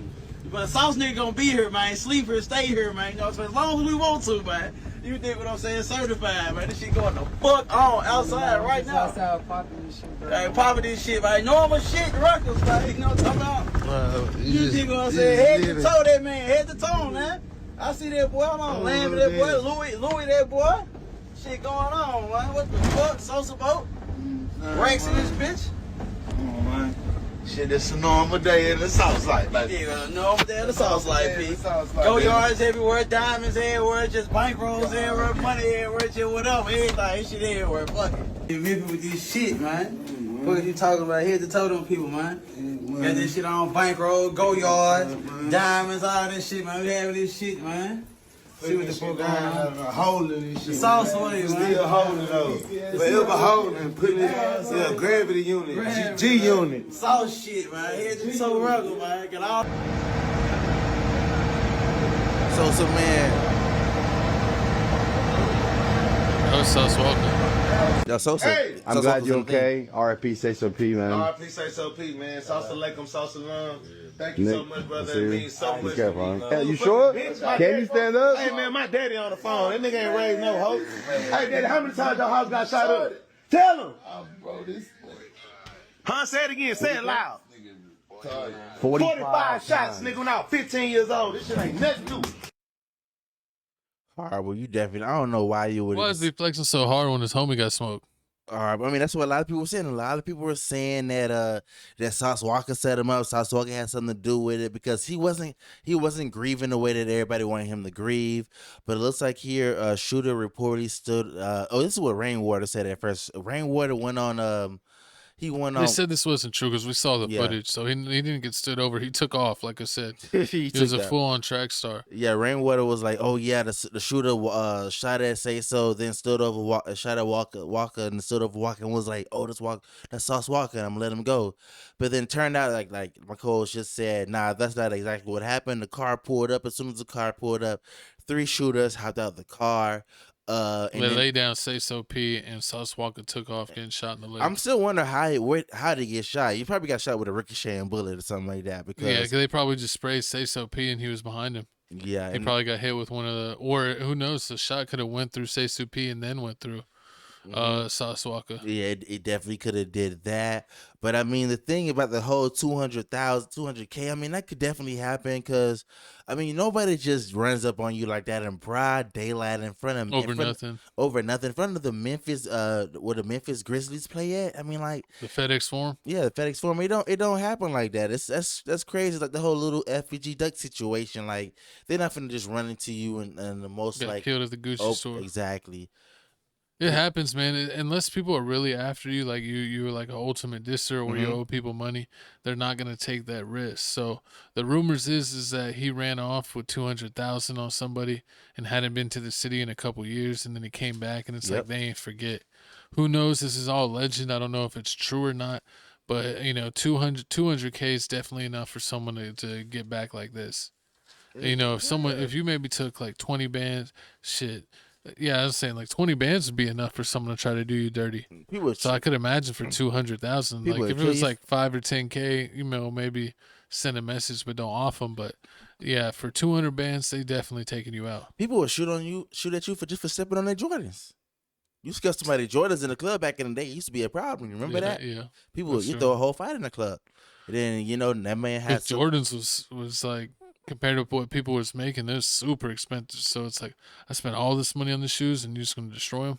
Exactly, but I mean, disrespect him. So exactly, but like my co said, Say So P, he was in Memphis. He left Memphis. He was in Las Vegas. Left Las Vegas. He was in Miami. If you look at Peso page, Peso talks about how like when he first met Say So, him and Say So wasn't cool like that until they lived with him in Miami for a few months, and then they started being cool. So once they started being cool, this is just a whole tragic situation. Sauce Walka finally posted about this because right now, till today, he's still in Memphis doing interviews and everything, which is crazy because if I got shot at in some place that I'm not from, I would have been I'm left. getting out of there. I'm getting out of there. But it looks like Sauce Walka don't care. I mean, it looks like here he posted on his page. I mean, it's long as hell. I ain't finna read the whole thing. Y'all can check it out on his page. But he said, words or tears can't explain the loss I feel. Splat, I wish your fat A listened to me and stayed in the room. I told you we could smoke that blunt after security and the rest of our family pull up. Sosa man told you, F, that we wait till we leave and hit the superior first. You always so hard-headed, blood, but I'ma ride with you regardless. We came together, we leave together. Wish you. He definitely didn't leave with him. He left him. That's a lie. He left him there. That's a lie right there. Yeah, there's definitely not no man behind. He left him behind. He said, wish you just went DR with Shimmy and shot off and skipped this trip to Memphis, but you was excited. I finally agreed to come to Memphis. It's been 4 years since TSF Punch brought you to me. So, I mean, you've been begging somebody to come to Memphis. Imagine that. You a rapper. One of your rappers beg you to come to their home, they place they rap at, and you be like, nah. Then you finally come, and then They get killed. You probably ain't gonna never go to another person's place again. Well, I mean, Sauce Walka. that's honestly how it goes. It's crazy how they say like when you make it big, you almost gotta leave your city behind because like too many people know you and then they'll get you because it's like even Chief Keef's best friend Capo, hadn't been in Chicago in a couple years and he went back to visit family by himself, and then like someone ran into him and they took him out, and it was like he hadn't been there in a couple years. But it's like people still remember. People still have that same beef. Exactly. Especially if you're around your old neighborhood and someone from the wrong side sees you. It still is what it is. Exactly. You'll never know. I mean, you'll never know when somebody's gonna try to get that get back. It could be somebody that you basically robbed in a dice game in high school. I mean, they'll come back to you. They'll come back and get you like 15, 20 years later. Like when they ready. They're like, oh, you think you're big time now? Oh, you made all this money? I still remember what you did to me, and it's still on site. Exactly, and you know how basically he just signed with Sauce Walka and them, so it could have been somebody that was like, oh, you robbed us, now you teaming up with Sauce Walka, now you dropping on. his tape, now you on, you think you hot-ish now. They're gonna be hot and then probably diss us. Nah, we put an end to that. Put it into Herb put it into that. But I mean, that happened to even Chief Keef's cousin, Blood Money. What happened to him? He just signed it. Chief Keef was with Interscope, and he got him a meeting and got him a deal with Interscope. He signed like a 3-album deal, and he was celebrating back home, and he got killed at a celebration party because they were barbecuing outside, like people do in their front yard, and someone did a drive-by and shot up the party, and he died. That's crazy. And he was that was the last party before he was going to move out of Chicago and move to LA. I mean, it's great. I mean, when you live in that street life, that's when you better get out. Exactly. You better when you live in that street life, you better not be doing all that extra dirty stuff. Like robbing people with the dice game and everything, because it looks like that was the rumor too, right? Yeah, just like everybody else. Say so, P Mama. Own mama out here saying that she's up here like saying Rainwater out here lying. My son would never steal any money like that. He was a good person. He always had his own money. He always had his own money. But I'm like, I don't know, Mom. Your son dropped the whole tape talking about how he a pimp and how a bitch got to respect that ism. So I don't know what you heard about me. Exactly. So your son isn't all that innocent. He out here doing something. I hate that. Yeah, he out what? I hate that when the moms know the type of music or the type of lifestyle that their son makes, and then they make it big, and then they get murked for the lifestyle they're living, and they're like, I don't know why this happened to him. And it's like, you know why this happened to him. That's like, what's his name? The one we just talked about. No, Wallo. Three Moms. Was it Rollo? Waldo? Yeah, Rollo and Gilly. Yeah, Wallo. His son got killed, right? Mm-hmm. And then the guy that killed his son got killed. Mm-hmm. So it was funny, or not funny, but you wonder if it's he had something to do with that. He did. Yeah, Gilly. I think Gilly went on Shannon Sharp, the Shannon Sharp podcast, and said, yeah, he's the one that did it. The one that was like he was a basketball player by like day, and then by night he was a goon, a shooter. He was a rapper with a Joker mask. Exactly. He put out that music video about murking people. Mm-hmm. And then he got murked. Exactly. So it comes, it goes. Basically, when you step into the arena, you better be a gladiator. Exactly. But y'all commented down below. Do y'all feel like Sauce Walka sacrificed Say So P? Nah, he didn't sacrifice them. They were just dumb and got caught lacking. How you gonna be in your city when you got a big target on your back and you're on Instagram Live? It's one thing to take all these videos, but post them like the week after you're there. But they'll be posting them same day, and they're like, "Oh, you're in our city? You're hanging out where? We're gonna get up with you." I mean, they did say the same way they called him was the same way they called Pop Smoke, like Pop Smoke, because when Pop Smoke posted, accidentally leaked his address. He leaked his address, showed the thing, and then with this one, he ended up showing the Western hotel. Like when and there's only one in Memphis. It's crazy. There's literally only one. And they said he's not the one that did it. Say So Sosa Man did it. And then I mean that's crazy because that's how I do it too. Like when I look when a rapper be like, oh yeah, I'm in this city, and I go to his page and I see like, damn, he say he in like, let's say like a random city, like he in Memphis, but he only posted like one time with him in the studio.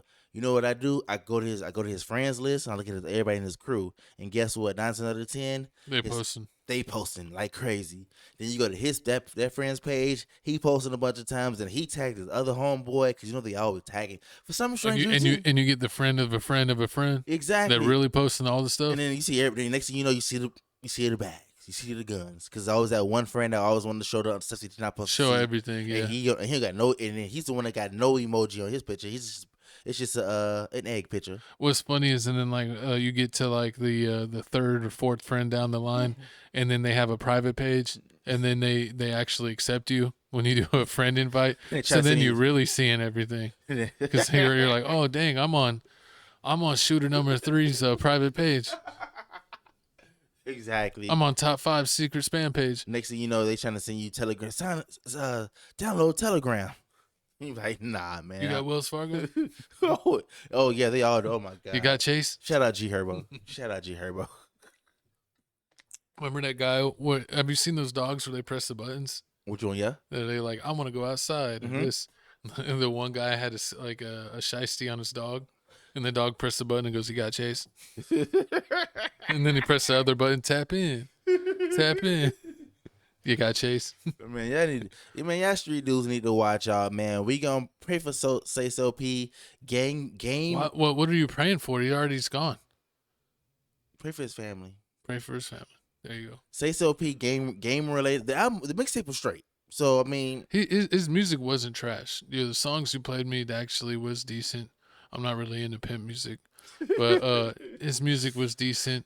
But yeah, you gotta know what's going on. You can't be out here acting foolish, and if you are, you can't be rubbing it in people's face and not expect nothing to happen. Exactly. But speaking of rubbing it into people's face, this right here, man, the No Jumper Rico. I'm gonna let you introduce this. Man, the No Jumper Rico out here jumping off, man. Everybody said it. Whack 100 called it years ago when Bricc Baby said, when Bricc Baby allegedly, well, not allegedly, he did. You found out in the whole Rico that Bricc Baby basically got arrested for having an AK in his house. He got an AK in his house. He got arrested. He ended up bonding out. Didn't ended up seeing any charges from that. Whack 100 used to go around saying either you're telling you're an informant or they finna drop an indictment on you later. And it looks like here they went ahead and dropped an indictment. Now, I mean, that right there is crazy alone. We gonna hold that there. And also we gonna talk about No Jumper and how all these California rappers is just basically signing themselves up to be basically indicted. It just doesn't fail. It seems like ever since House Phone and AD left No Jumper, Adam 22's out here struggling for content. He already gave you his girl Lena getting piped down by the King Kong with the 15-incher. Now you got Bricc Baby, and then he had the extra dude on there. They out here talking crazy. They had Dusto Dub on there before. He was talking crazy on there too. But now you don't see Dusto Dub on there that much. But I mean, these if you didn't know, I mean, the gang culture in California, they really ain't making money like that. Like, if you think about it, they only making money from basically robbing people or basically nickel and diming. I mean, basically a lot of them ain't nickel and diming because you really don't hear about that much. When you listen to Cali music, all they talking about is just gang banging and squabbling and basically giving everybody a DP. So, I mean, ain't no real money in that. And it looks like here, ever since Adam brought that toxic no jumper into the whole California scene, that these gang members is just hopping on No Jumper and thinking that basically self-snitching is the thing to do. Because they all doing it. Look at Crip Mac, man. Crip Mac right now in jail. Self-snitching, doing crazy things. Bricc Baby out here in jail. Going self-snitching, Loose Cannon, self-snitching. I mean, and the list goes on and on and on. Yeah, Big U is super messy, man. Like getting donations from NBA players and then getting half like 80% of the money sent to his private account. Man, and only doing a little bit for charity. Like, he didn't even hide it at all. Exactly. I mean, that's even worse. But we're gonna play this video right here, basically explaining the whole situation. We even got evidence that Loose Cannon's been too loose with the lips, and then we got 600. Cause yeah, we connected, man. We got 600 talking how he the one that set up Big U. Now at 11, an accused LA gang leader takes to social media just moments before turning himself in to the FBI. It's the latest twist in a story we've been following all day long. Federal officers arresting more than a dozen members tied to the gang known as the Rollin' 60s Neighborhood Crips. Tonight, the feds say they have the man who is their leader. Eyewitness News reporter Michelle Fisher joining us now with what we're learning tonight. Michelle. Mark, for many in Los Angeles, Eugene Henley Jr. is known as someone who has worked to keep others and the youth out of gangs. But in an ironic twist, federal authorities are now saying he was running a mafia-like criminal enterprise. Operated Big U Enterprises, a mafia-like organization that utilized Mr. Henley's stature and long-standing association with the Crips criminal street gang. Known in the entertainment world as one of rap's top kingmakers, the Department of Justice alleges Henley murdered a musician signed to his label in 2021 and used his nonprofit to line his own pockets. Mr. Henley is accused of embezzling donations made by celebrities, professional athletes, and businesses to his charity, Developing Options. Henley used this charity as a front. Last December, ABC 7 caught up with Henley after his charity's truck full of Christmas presents for Crenshaw area kids was stolen. He was there with his son, Dayon Henley, a linebacker for the LA Chargers. I know Big U. I know his organization, and this broke my heart. The allegations against Henley shocking for Georgia Leap, who worked closely with him through LA's Office of Gang Reduction and Youth Development. Did I go home at night and think, I wonder what's going on with him? Never. The FBI today announcing charges for at least 18 others allegedly involved after raiding 6 different Crips locations this morning. Air 7 overhead as some of the alleged gang members were processed outside the FBI's LA field office. And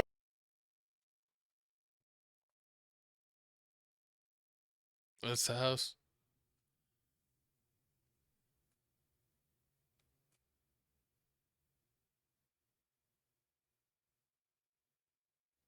It's gonna probably be my last video. I'm gonna go turn myself in to see what's going on. They talking about I'm a fugitive, so they just raided all my houses. 600 was actually with the police when they raided my house. And he's actually got video and footage of it, so y'all know what y'all dealing with. And I just want to say this to y'all: when they raided my houses and my property, they was asking about whack, loose cannon, 600. And this internet stuff. All of y'all filed. All y'all who be sending around the internet, all y'all who be promoting and listening to what they're saying, all y'all giving these likes and hidden likes, all y'all supporting this. All y'all guilty of this. If you had something against a black man, you should handle it with a black man in the streets. Wack said 100 times he was gonna take my contracts. He working with the FBI. The FBI went So basically, it's like, cause he'll be like he'll manipulate things. Like we'll go and do something, and as soon as we do it to, show up to the house like 10 minutes later when we trying to counting everything, right? And we be like, how the f- they get that? Oh well, we're gonna just give them like $40,000 back and stuff like that. But cause it's actually putting us in paperwork, right? And like doing like real police shit. I seen the nigga get like 20 guns, and when he got 20 guns, he's selling them to the homies. But I'm like, why are you writing down the serial numbers? So it's like he was doing like that, and I didn't catch on. So it was like I'm waking up now. You get what I'm saying? Because I'm his right hand man. You get what I'm saying? So when it came down to like dirt and stuff like that, control the content. You know what I mean? I'm the voice.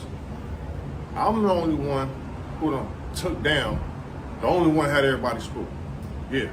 I single-handedly took down Big U. His whole name is over with because of me. My whole hood know he's a rat. Paperwork been out 30 years ago. Niggas was scared to speak on that 30 years ago. I shut that down on the forefront by myself. Nigga, you's a rat, you's a buster, nigga, come do something about it, nigga. And expose the paperwork, nigga, you's a rat, nigga.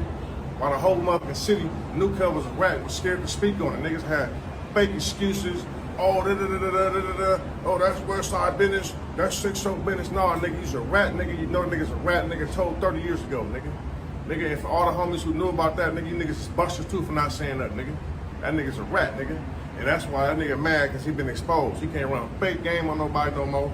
Act like you tough. He's fake boogeyman. You got beat up outside the club, nigga. You got dragged outside the club because you couldn't get in the club. You ain't know nobody. You ain't had no table. You ain't had nothing, nigga. You just told on the homegirl, nigga, on video. Got her motherfucking case, nigga. Come on, bro. When did the test come back? When did the DNA come back? It came back 2 months ago. And they still ain't arrested the nigga? Well, they told me between me and you, please, black one, between me and you, don't tell nobody because they don't want nobody to know. They're going to be making an arrest Ridiculous. beginning of March, the beginning of April. Gotcha. I'm going to sit back and watch the show. You know, I don't give a And fuck they basically going to put his case and Nipsey Hussle case together. The same person that the DNA that the lawyer for Nipsey Hussle is going to be doing my brother case too. You mean the DA? Yeah. Yeah. District Attorney. Oh, okay. Big U is cooked. Man, it's just crazy. I mean, so after doing my research in this whole situation, I honestly feel like Big U would have got away with this if he just left it at just the murdering of Rashawn Williams, just because I mean he lives in California. This happened in Vegas. He left Rashawn Williams like basically in the desert next to the highway. There was not that much DNA basically able to be found. Basically, 100% proof that Big U did it. But at the same time, what Big U was doing, he was out here extorting people. He was out here all kinds of people. If you was having an illegal business out here in California, because you know weed is legal in California, but I mean some people have illegal dispensaries where like they don't go through the proper everything. And the Big U found out about that. He wanted his cut. He wanted his cut. I mean he was allegedly he was even extorting vendors that was outside. He was extorting everybody. He was even extorting Bricc Baby. If you was a part of the set and you robbed somebody, let's say you robbed somebody for $7,000, he won't half of that. That's what he called him, big useless, because he ain't do nothing. He just take half. He just always take half, and I mean that's basically he just got too greedy. How did he get that much respect where he could just bogart like that? Big as hell. He's basically big as hell, and like if you think about how old he is, if you think about how old he is, like he was there when the first original Crips and Bloods came out. And you know, California is basically like they follow the rules. Like they believe in like chain of command. Like if you was the old head, like a lot of them listen to you. Yeah. So like he was like he's like the second. He got like the seniority. He's like second generation Crip. Yeah. A rolling 60 Crip. I mean, yeah, because like it was like Tookie Williams in them. So like he was right under. He was like when Tookie Williams in them came out, he was like the kids of Tookie Williams, because he's like almost like 60. Yeah. So basically, that's why he had the name. He's big as hell. That too, and I mean, so that was the whole situation. And that was the whole situation.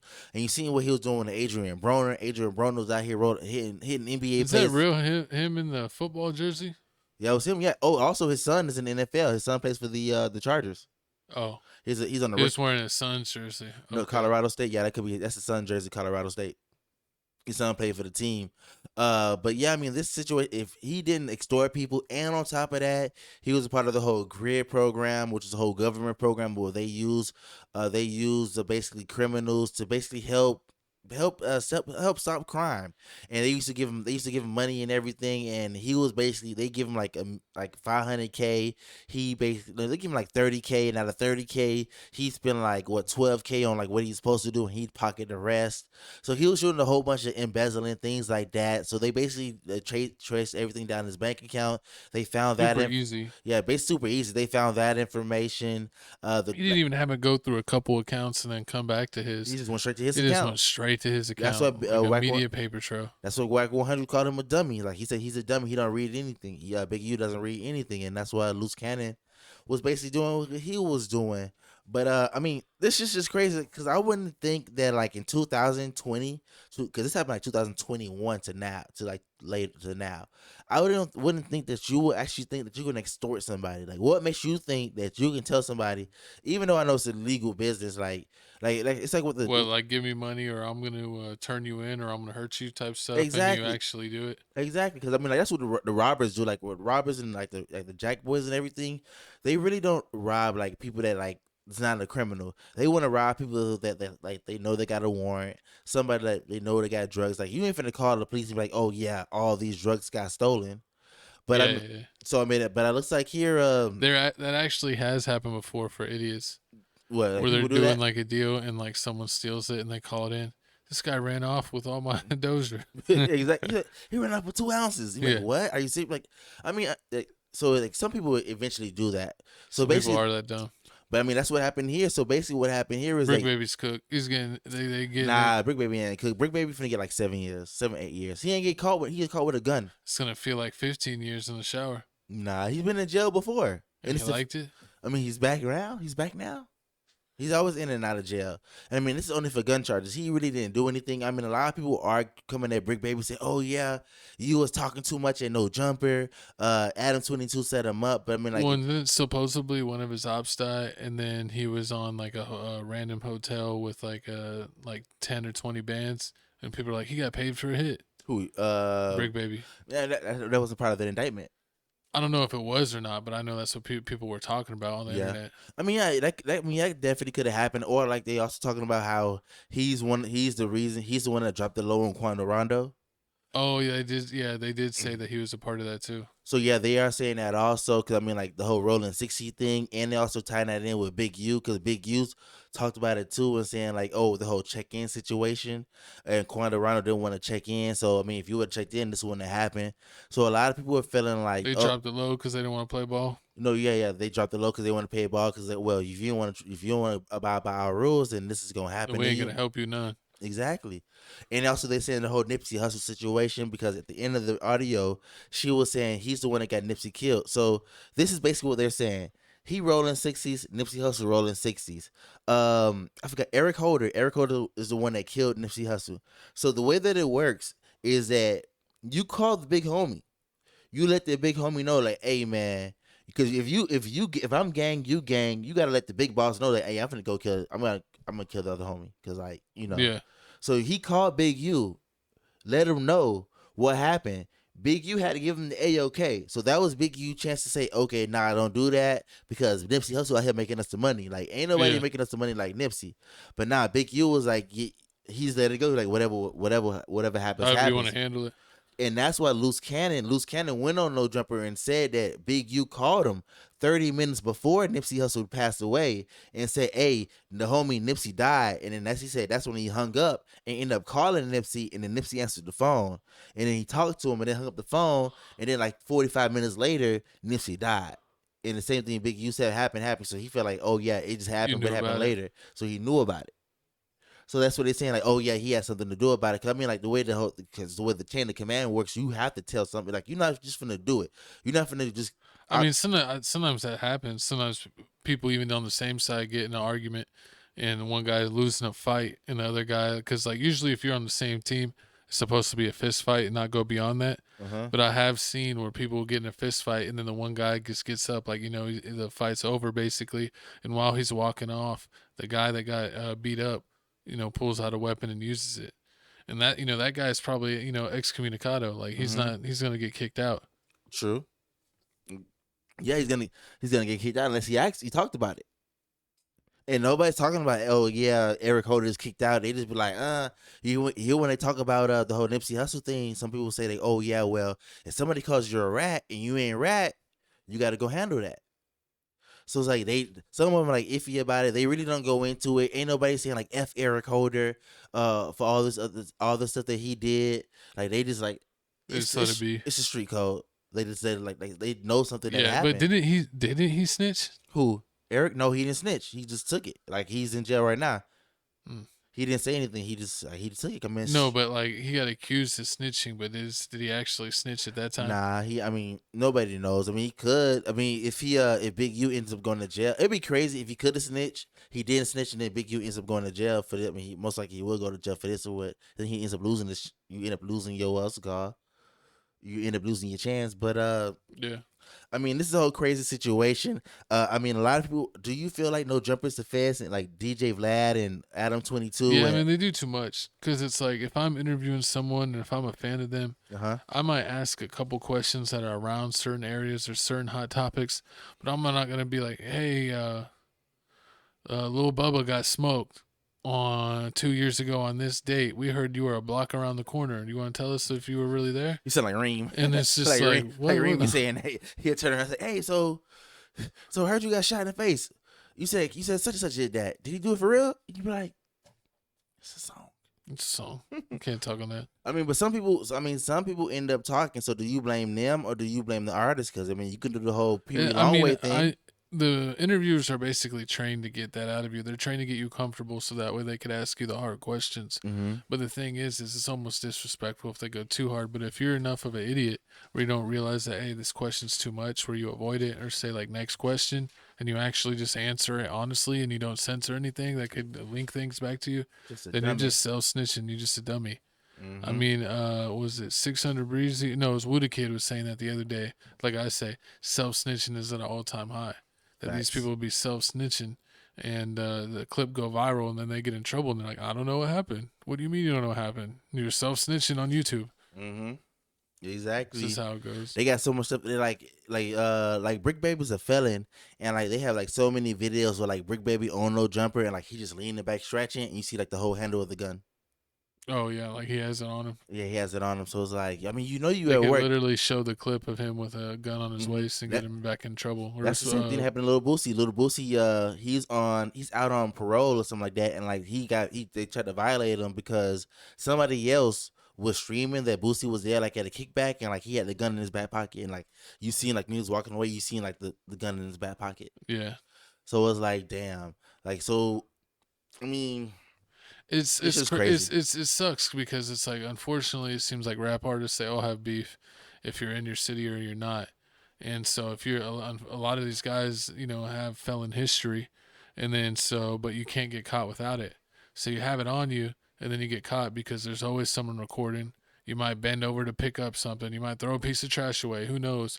But they get the right angle where they see it and then you're just screwed. Next thing you know, you're in jail for 2 to 4 years. But then you don't have it. And your homie's supposed to be around you, and the one time they're not around you, you get an altercation, and then you get done dirty because you don't have it on you. So it's just like, damn if you do, damn if you don't. Yeah, it's just like you're gonna get screwed one way or the other. You either get caught by the ops or you get caught by the cops. Yeah, and so it's like you might as well just avoid the whole situation. Stay in the house. Man, I would be having crazy house parties, not Diddy parties. Diddy parties. No. You must pop your mic. Hey, yo. But, you know, I would be having like small gatherings. I wouldn't be having like parties where it's like 50, 100 people. I would have like 15 people. That's decent. That's decent. And it's all people I know and that could trust. But there's always one. Oh, but nah, you can't do that no more because that's the same thing that's going on in this situation where Big U has a trap mama. She's because a lot of people they got arrested. Like it was like 19 to 20 people. You dang near what you got to do is like if you're having these gatherings, you know, when you go to those comedy shows and they're like, you can't record. You got to put your phone in the satchel. You got to do that. Nah, I'm not talking. We're gonna lock your phone in the satchel. I'm not talking. Get it on your way out. I'm not even talking about that. I'm talking about basically you soliciting the P. Because basically that's what's going on. Because they have the trap mama. Trap mama was a girl like they used to call up. They'd be like, "Hey, tell your homegirls to come through." And she used to pick up her homegirls and bring them through. And they basically got her for basically trafficking girls. Trafficking girls. But it's so crazy how it is because nowadays like everything's trafficking. So like if someone's famous and they find an Instagram model and they're like, "Hey, I want to fly you out here and I'm gonna put you up in this hotel and we can hang out." If they agree to it, that's technically trafficking. Pretty much. So it's like, and on top of that, I was like, well, maybe if like they get in their car and they drive all the way to you, they can't get in a plane. No, I mean like if you throw like something like in your neighbor, like in your area, if they get in the car and they end up driving to you, but then like if you end up giving it's like locally, they can't do nothing. But then if you end up giving them money, then that's P2 because you paid them. Yeah. But it's like, you know, sometimes it's like, oh, if you're having a girl like, hey, drive to my house, let me cash app you some money for gas. If you like maybe don't live the closest. And they're like, look at you, you're paying for it. You're paying for it to arrive at your doorstep. I mean, true, you can say that. I mean, but at the same time. It's crazy how, easy it is to be like, looked at like that. But like at the same time, they be like, oh yeah, you cash your $350 for gas. What kind of gas is that? She has an Expedition. 4x4. Expedition's wild. My coach came up with that so fast, like he used that line before. She's going to She has an RV. She's going to the coast. They live in I'm trying California. to support the kids. Exactly. It's all for the kids. Exactly. But y'all comment down below how y'all feel about this whole situation. I mean, this situation's crazy. But moving on here, talking about more rap news, man. Looks a like whole bunch here, of murder and deceit. K-Flock found not guilty of murder charges, but guilty on 5 other charges, including possession and RICO. And we have what is it saying? Bronx lady artist Shani Bani will testify on K-Flock's behalf, proving that it was self-defense. When what approached him? When what's the name Huascar? approached him? Yeah, that's the dude. The dude that posted. That's the name of the dude. It's But crazy, what's man. weird is they say in New York there is no self-defense, but since it's a Fed case, there's technically self-defense in the feds. Yes, it is. Which is crazy because it's like, how is it like it depends on who's prosecuting you on which rule set they follow. And That's like, it. That's an and it's like, AF. and the thing is like, wouldn't the feds supersede it all the time? But I mean, that's if you get a case and it's against the state and it's self-defense and you're like, oh, you're gonna get screwed, there's no self-defense, is there a way you can elevate your case to where it goes why to would the you want to feds? elevate yourself to go to the? I mean, some people do. I mean, honestly, so that way they could actually get the self-defense. You know what's funny? Honestly, when people are in jail, they always talk about like, oh yeah, like if you get sentenced to prison. When you go to jail, everybody's like, "Oh yeah, jail is horrible. Like you don't got no freedom. You can't do anything. Just wait till you go to prison. That's when they feed you better. You get to walk the yard. You get to do more stuff." So, I mean, I understand what you're saying. Like, oh yeah, because when people say you go to the feds, that's when they give you your own food. You get to cook your own food, allegedly cook your own food. They basically get more freedom in the feds. Yeah. So the higher up you go. So I mean, I understand that. Like, and if you get different rules set that benefits you. I wonder if there's a way to get, you're like, oh, I don't want this case to be a local case. I want it to go be a Fed case. True. Yeah, I mean, you could do that, but you don't got a choice for that because feds want to keep their high percentage rate, conviction rate up. Yeah, it's so like Little Dirk said, federal nightmares. Exactly. That means you got to snitch on somebody. Horrible. But I mean, this whole situation, this whole court case is crazy. If you don't remember the case, I mean, basically K-Flock was basically walking. Knob came out the barbershop, said something to him, started following him. The dude ended up getting shot. He ended up getting shot in the back too. That's why I thought like, oh yeah, it's not gonna be self-defense because the dude got shot in the back. You clearly running away. But they was like, oh well, in the way that it works in the feds is like, what would you do in this situation? Like, would a regular person do this? And they said when the dude died, he died with his hand in his pocket, and just so happened his hand was in his pocket on the trigger of the gun in his pocket. Yeah. So it was like, so well, he was trying to get him. So yeah, he could have been walking away, then turned around and boom, popped you real quick, and then you would have got shot. Yeah. So basically, like, if you were a regular pedestrian, would you have shot? Is the question, and that's all the feds want to know. If you was in the situation and somebody came up and ran up on you and kept bothering you, and they had their hand in their pocket, it's so weird to me because it's like even if you like, they have a class here. We're in Texas.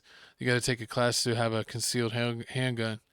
And it's like they're always like, you got to watch, even if you have a gun, like, you know, they say if you fear for your life, you're allowed to use lethal force. Mm-hmm. But that's very subjective in that at the end of every bullet is basically a court case. Basically. And, but from all the cases I've been seeing lately where it's like minimal stuff going on and someone pulls out a gun early on and just starts firing, that they all beat the case on self-defense. Mm-hmm. Like, especially, I see a lot of like traffic, road rage, you know, and someone will like, the cars will be being petty to each other, like cutting each other off back and forth. And then one person finally cuts him off and gets out of the car. Uh-huh. And when they go up to the window, the person rolls down the window and shoots him. Mm-hmm. And the person always beats the case because it's like the other person that got out of the car was the aggressor. But I thought it wasn't supposed to be that easy. Like, someone coming up to your window doesn't mean you're scared for your life. You know, they could yes, just, you are. You know, but apparently so. Because it's like every case I've seen like that where they're in a state that they have self-defense, someone will have like a link to the article where they have like the update, Mm-hmm. and every single time they beat it. That's how it is. I mean, like, I even saw one where a dad got out of a car because he was arguing with someone, and he went up, he punched their door, and they rolled down the window and they shot him in the neck. And like the wife was like, he has no criminal record, he's never done anything. But they showed, I don't know if it was a kid or someone in their 20s, you know, messing with him. They said, well, he was the aggressor, he punched their door, so they were allowed to use lethal force. Mm-hmm. So it's just like, man, So it's like you can literally it's make like up cops. anything. It's like with cops. Like when cops shoot you, like, and you be like, oh man, that dude wasn't doing anything. He was reaching for something. He was reaching for his wallet or something like that. And then out of nowhere, you see like at the bottom line, like, oh yeah, cops found a gun in the glove compartment. And you be like, oh, well, he got off because he had a glove in the glove compartment. And it's just like they find like weird small technicalities. Or they'll be like, he had a pocket knife in his pocket, and you're like, he wasn't even in his pockets when you shot him. But hey, you And it's never just- know. You it's- never know. Yeah, it's just a bunch of BS, Then man. it depends what kind of lawyer you got, and if the lawyer really, how cool the lawyer is with the judge. Because I feel like you could almost like bait people if you were a sicko. You can. You could bait. Oh. You could bait people. I heard that in- flinching is, if you flinch at somebody, that's a charge. Yeah. you can charge somebody with that. So I mean, that's I think it's assault. Yeah, but I feel like you could bait someone where like you could drive like a jerk, and then someone finally gets out to like try to fight or do something to your car, and then you just get a free pass to smoke them. Yeah, you can. You can. If you got the money for it. You got to want to sit for a little bit, get a bond. You don't want to be in like jail for a month. Exactly. You don't want to be in jail for a month. But I mean, back to the situation right here, man. This K-Flock situation is crazy. I mean, at first, that K-Flock got arrested for the whole. I mean, he said it was self-defense, but while he was out here fighting this whole self-defense situation, I mean, his whole crew got locked up in the whole RICO charge, and a lot of people were saying if he didn't have the if he wasn't in a gang, that he would be scot-free right now because he just beat the body, and they're saying the only thing they're really holding him on right now is basically gang-related charges, and that's something that he can't beat. It's all of his music and everything. Yeah, because I mean, if you know K-Flock, you know about the whole New York drill situation, how they're basically heavily influenced by Chicago. It's not Chicago. You can't go around and be a part of this crew and shoot up somebody and be like, the cops is gonna let it slide. Like in Chicago, That was such a wild time because it was like early technology, like 2010, 2013, and people in Chicago were murking people and then bragging about it on Twitter. Because they're like, the cops aren't on Twitter. They only know about Facebook. Pretty much. It was crazy because like that's where they show like King Von's old tweets. Pretty much. Where they're disrespecting people online, like, oh, ha ha ha, your homie got smoked. Where someone would be tweet like, I'm hanging out on this block, and then they would get killed. Exactly. And the cops really didn't do anything. It wasn't until some of the people got some money, and then people started getting killed in like more public areas that they're like, all right, we're locking everyone up. And New York, no, they're not playing that because you're not even allowed to have guns. They're trying to just put everyone away immediately. Exactly. They're trying to put away everybody immediately, and then with this whole with this whole situation here, I mean, like you see how Chicago basically influenced these kids because a lot of kids like be loving them, saying, "Oh, my favorite rapper is Rondo number 9." Yeah. Out of all people, I don't think how many tapes did Rondo number 9 even come out with? Like 2. And he's in jail for like 40, 50 years, and he got a whole rocket launcher. So I mean, like people He did go viral on early Instagram. Exactly. So people out here saying like Rondo number 9 is my favorite rapper, and you see like they heavily influenced. Now they doing the same thing, and like McCole said, like technology back then wasn't all that like cops back then wasn't all that hip on technology, but now they are. They're monitoring everything. They monitor everything. They are monitoring Instagram, and every time you see K-Flock, he on Instagram like saying, "Oh, where you?" Like, Every op shot. He on the like I've never seen somebody on the ops block so much. He's like, I'm here. Oh, it's 10 o'clock. I'm on the ops block. Like Instagram Live. Yeah, Instagram. Then like 11 o'clock. I've been here an hour later. I'm still on the ops block. It's sweet out here. And then you hit the ops. You go to the ops page. You go to the ops page. They be like, oh yeah, K-Flock blocked us. So he need to unblock us so we can see where he really at. And then like, because they're like, where he said he was. He's not here. Exactly. And then like you see them beefing back and forth, and then like somebody died. Then like you see like K-Flock and them being like, oh yeah, we smoking on this pack, we smoking on that pack. Oh, we doing this, we doing that. Oh yeah, tell your homie out here saying he shot me in the stomach. It's a lot of like self-snitching stuff these rappers were doing. These K-Flock and them were doing that. Like this whole RICO charges had to happen because I mean, you out here being too reckless. You out here on the ops blocks, basically antagonizing the ops, saying you basically looking for them to shoot them yourself. You're not doing this at nighttime, like 10 o'clock at night. It's 11 o'clock in the morning, and you on the ops block looking for somebody to walk around the corner so you can shoot them, or basically make pull up on them to see them run, so you can be like, don't run. It's crazy that they used to do that in Chicago. Like they were one of the originators of like going on Instagram Live, Mhm. and they would literally show themselves like walking their streets, and then they got like a baby Draco in the backpack. And they'll show it.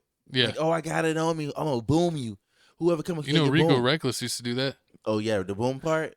No, he used to go on Ops Block and Instagram Live himself with all kinds of tools. That's just crazy. I mean, that's just crazy. And then what's crazy about this whole situation, K-Flock's in jail for basically shooting at the odds, basically being in the gang. But at the same time, is gang members out here like Van, like your own gang members out here snitching on you. Dudes out here saying that, hey, like I got shot. I called up K-Flock and them. I let them know that I got hit. And K-Flock like, oh yeah, I got your back. I'm gonna come spin the block for you. The next thing you know, since you over here got the life sentence, you want to point at me to get reduced time, saying like, oh yeah, my homies and them retaliated for me and they shot at the ops. And which is like crazy. I mean, like I would never suspect like the streets is down bad like this. Everybody over talking about shh, be quiet, don't say anything, don't snitch. And the first thing you want to do is you want to snitch on your homie that got retaliation for you. I mean, it's a dirty game right now. You know, people are snitching at an all-time high. It really seems like 10, 15 years ago that if you were a rapper, that would end your career. Yep. But nowadays it's like everybody's snitching. Everyone's snitching, and then everyone is like, it's a special situation why we should forgive this one person for snitching. But it's like we were asking us to do that for 15 rappers. So not everyone has a special situation where they should be forgiven. I don't know. I do like that there's a handful of rappers that, you know, still say, you know, no snitching, snitch K and that stuff, because you got to hold it up. You can't let people portray a life and then not live up to it, or take the easy way out to avoid jail time and then not face consequences. A lot of times people back in the day wouldn't want to be a rat, because even if they did use that to get an advantage and get out of jail, you know, they would get smoked once they got out. That, you know, that's how they got out. And a lot of times people knew it. If you're getting locked up for a serious crime and then you're out in a month, they're like, you definitely told something. You're not getting out that quick. True. So that's why a lot of people say when people have cases where they're like looking at 20 years or 15 years or 5 years, and then they randomly come home in like, you know, a month, and they're supposed to do 5 more years, they're like, you told something. True.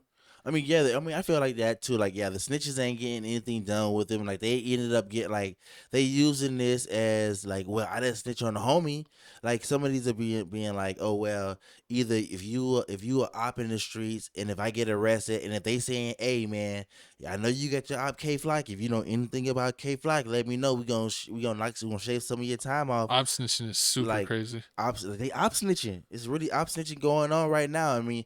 And I mean, I even forgot to play the video. What's crazy is Daniel Hernandez set the tone about, you know, and Robos and Richie about snitching, and, you know, like, oh, I have a special situation. Like, they were hooking up with my baby mama behind my back and extorting me or stealing money. So of course I'm gonna snitch on them. But it's like the real code is, even if you are getting backstabbed, you don't snitch on them, but then you handle it in the streets. You have them get handled.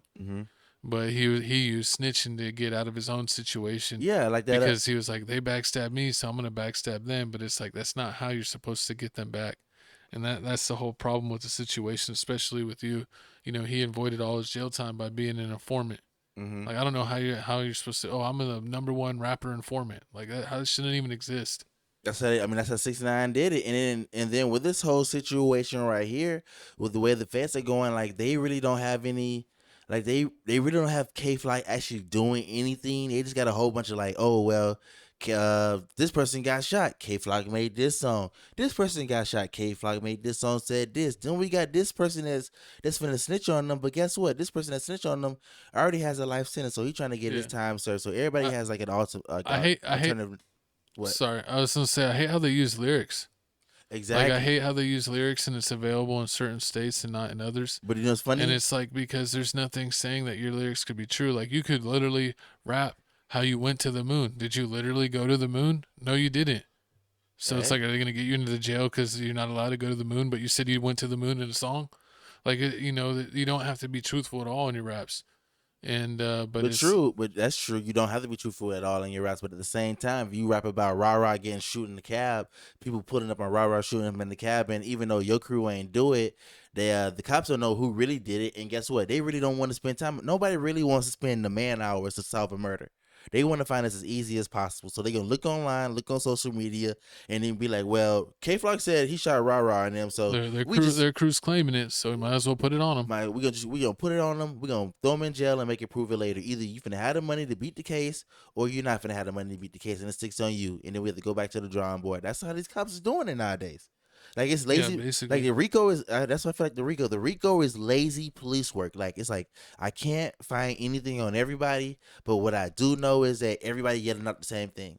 Y'all all yelling out the same thing. Y'all all sound violent. I know something violent going on. So I'm gonna hit you with the RICO, and then y'all can't prove it. Then somebody gonna snitch and say something that happened, and then I got something. Yeah, and then that makes the whole thing real. Yep. And that's literally what they did to get the mobs, because the mob bosses literally could never get caught actually doing anything. It was always the under guys. So if you have 1 million guys underneath you get caught, they're gonna say, well, that's enough to say that this is your guys doing all this. Mm-hmm. So I mean, that's literally, you're right. It's lazy police work. It's a loophole. But let's play this clip. Yeah, we're gonna play the clip. K-Flock right there walking away. He's walking with 2 girls.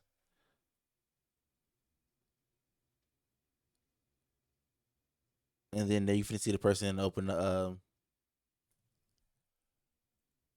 Flock here. Been a lot of talk about the trial. I just want to set the record straight though. Make my first official statement about it. I want to give thanks to everybody who supported me and kept me in their prayers. I want to thank everyone who was involved in my trial, especially the judge who made sure I was treated with respect throughout the process. I have to thank my lawyer, Michael Ashley, no cap, for not giving up on me and putting up a hell of a fight, even though we still fighting because it ain't over till law says it's over. I want to thank every one of my fans and supporters. I love y'all, everything to the chin, nothing to the heart.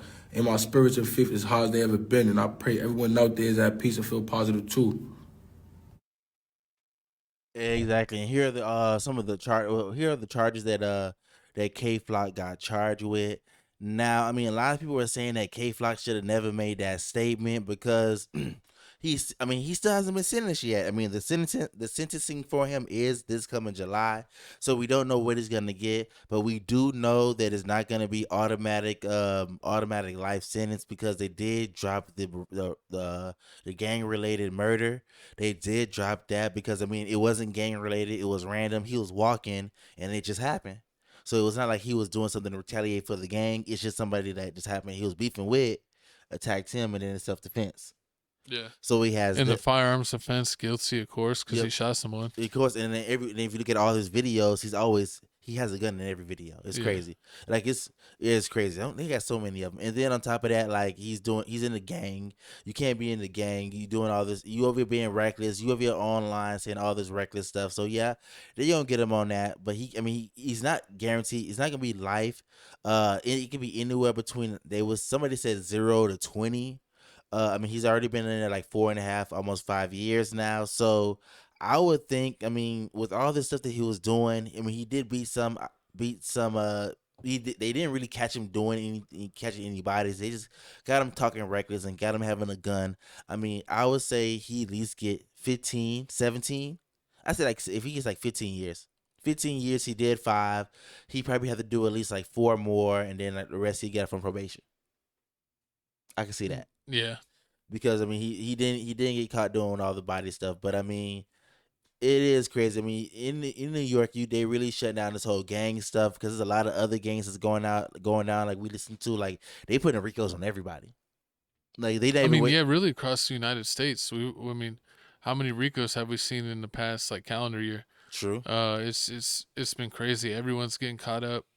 It's just getting to the point where the cops ain't playing no more, and they just lazy. They gonna get the easy way out. Like, we're gonna hit you with a RICO. Like, as soon as I hear that you and like 4 other people yelling out the same thing, RICO. What's crazy is you don't even gotta be that big like to catch a RICO. Like Chief Keef's artist Main, he got a RICO and got put up for 8 years. Exactly. Like, that's crazy. And he beat everything, like you said. Like he beat any of the murder charges. All he the beat this stuff. and that. Yeah. But it was just like, they're operating as an organization or an enterprise. And also, they're getting caught with, basically, with drugs and stuff. Mm-hmm. So it's like they didn't have anything they could stick. And still almost did a decade. He did like 8 years in actual jail. And then he was like in a halfway house for like a year. That's crazy. I mean, that's crazy. But y'all comment down below, how many years do you think K-Flock is going to get? And also, do you think it's over for New York drill Do music? you think it's over for his career? I mean, Do you think if he comes out, he's still gonna have enough buzz to like get back on? get out. I mean, if he gets out, he'll get out in his like late 30s. So, I mean, I really don't think he would actually. Yeah, nah, I don't think so. Cause I mean, look, see Bobby Shmurda. I mean, Bobby Shmurda did his time. I mean, he ain't doing no music, but at the same time, you see Roddy Rebel did his time, and he's still trying to do something. So it really just Bobby depends. Shmurda, man, let it go. He went to jail and then he came out and everyone was hype and he had like 2 hit songs when he came back and then a bunch of like trash ones, and then it's like he stopped even trying. Like I don't even know when's the last time he released music. He's out there smashing white girls. That's it. That's all he's doing. Just skiing the slopes. Just skiing the slopes, doing random threesomes and all that stuff, but living his best life. But moving on, speaking of living his best life, it looks like Ryan Garcia revealed that that Devon Haney rematch contract has already been signed after Haney dropped the lawsuit. So if you didn't remember, man, after Ryan Garcia knocked Devon Haney out, we still gonna say it. We still seeing it. I don't care what you say, how much steroids or whatever you say was in his body. It wasn't enough to cause what he did. So I mean, Devon Haney drops the lawsuit. It looks like here Ryan Garcia and them are now gonna fight. Ryan Garcia is now right now on Ring Champs, on the podcast Ring Champs, talking about basically his addiction, his discipline, and everything about his mindset that he was going through around this time.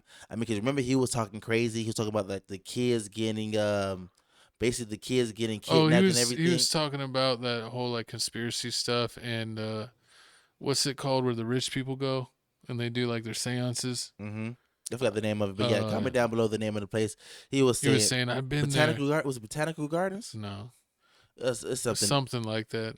It was something like that. He said the kids would get kidnapped too. Also, I mean, he was saying how he was drinking before the fight, how he shouldn't have been doing that. He should have been taking it more serious. He talks about that. Also, he talks about how he just gave up basically fighting the whole basically steroid, basically the whole being taking the whole illegal substance situation because he feels like, I mean, New York Commission, they think what they're gonna think. Even if he proves them wrong, he feels like they already suspended me. I already did the time. I'm just ready to get this over with. So this May the 2nd, he is fighting Rolly.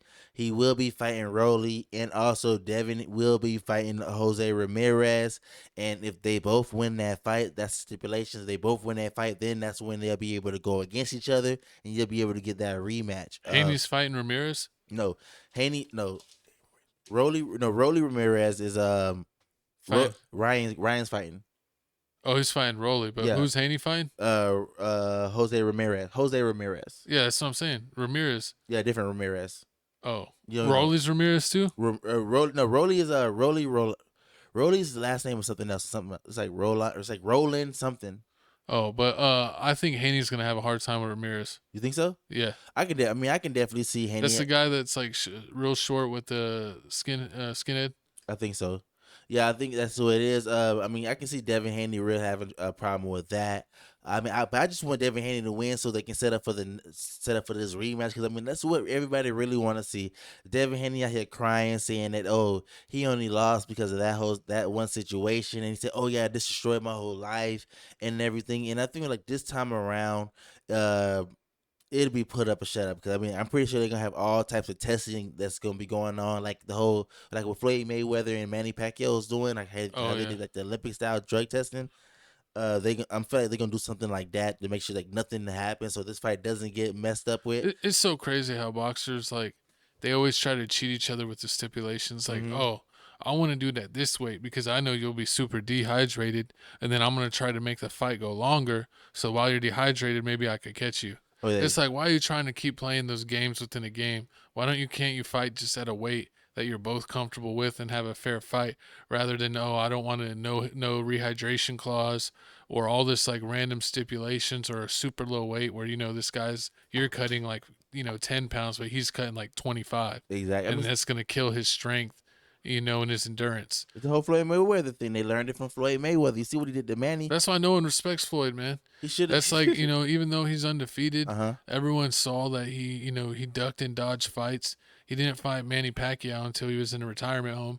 And then, his fights honestly wasn't that impressive. He was never knocking one out.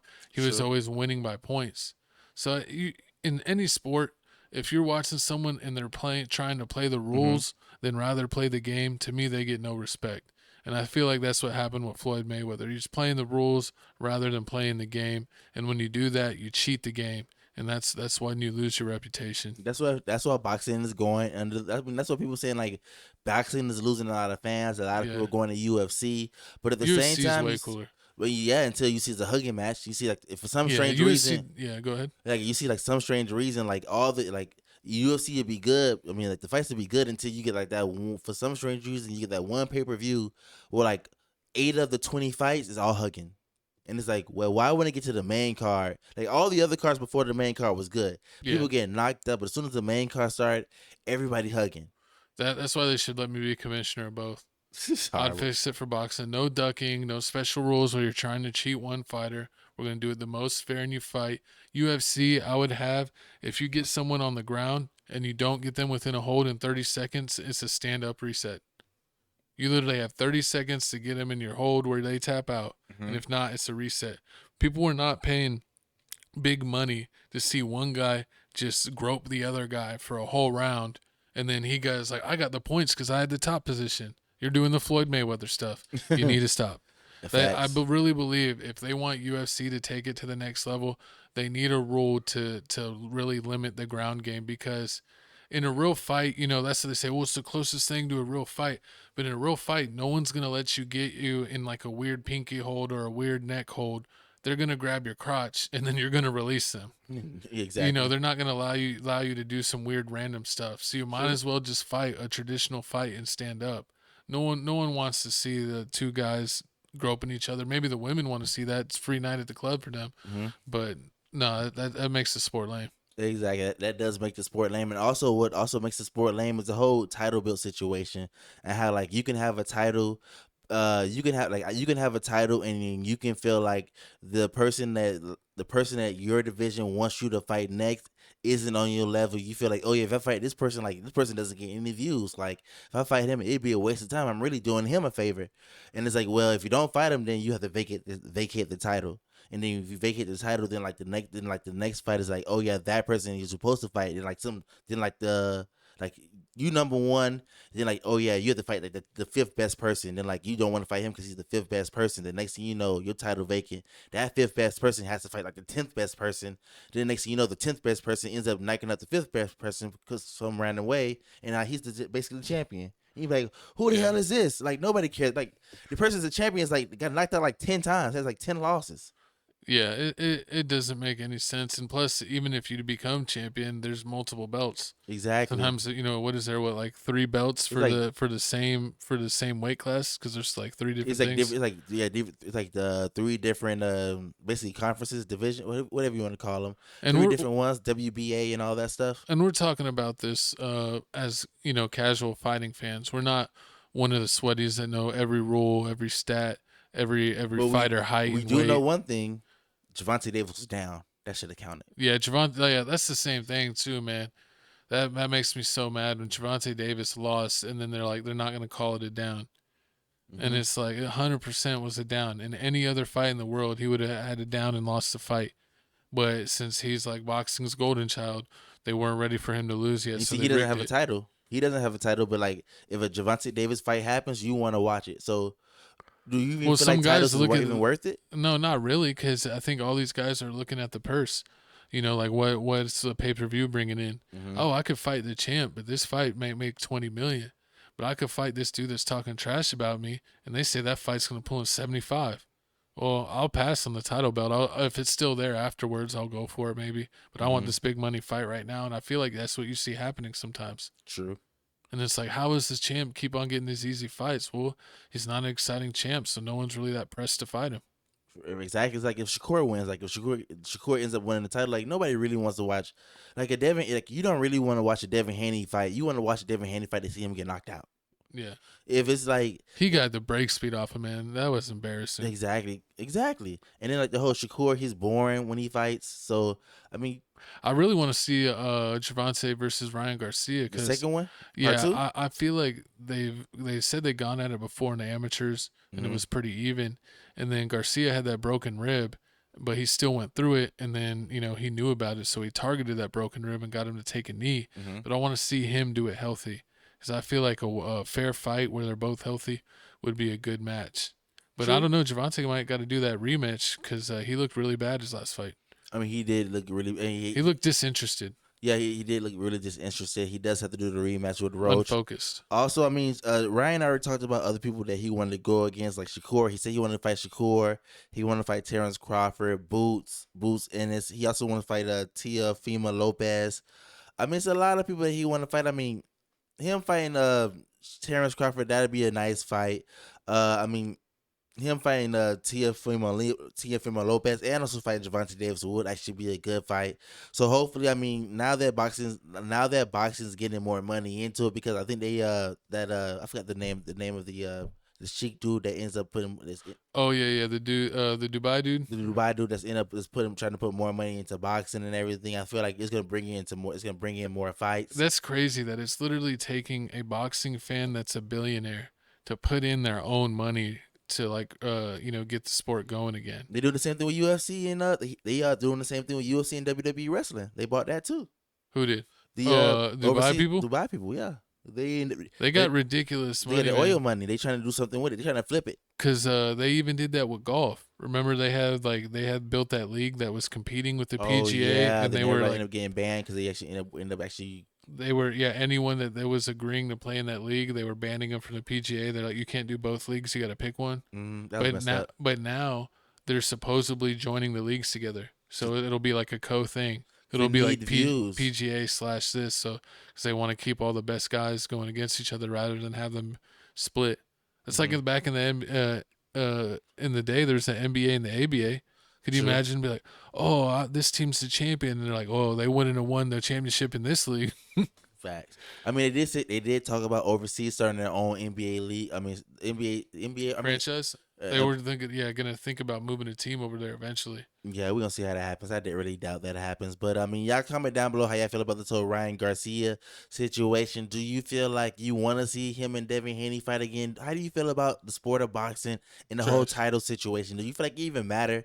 Like, I mean, I find myself watching a lot of people that don't have a title fight over people that do have a title. I really don't care, because a lot of people are getting like titles, like Tyson Fury. Like, I really don't. Oh yeah, his fights are good. These fights are good. I would say, to be honest, there's maybe like 3 boxing fights a year that we get hyped for, where we get the pay-per-view, you're hanging with the boys, you're getting some brewskis, you're making some nachos. There's maybe like 3 boxing fights a year like that we really tune into. But with UFC, I would say anywhere from like 6 to 10 each year. So I think there's way more bigger fights in UFC that really draws us in, and there's only a handful each year when it comes to boxing. Yeah, I can see that, because I really only want to see Ryan, Javante. I want to see Canelo.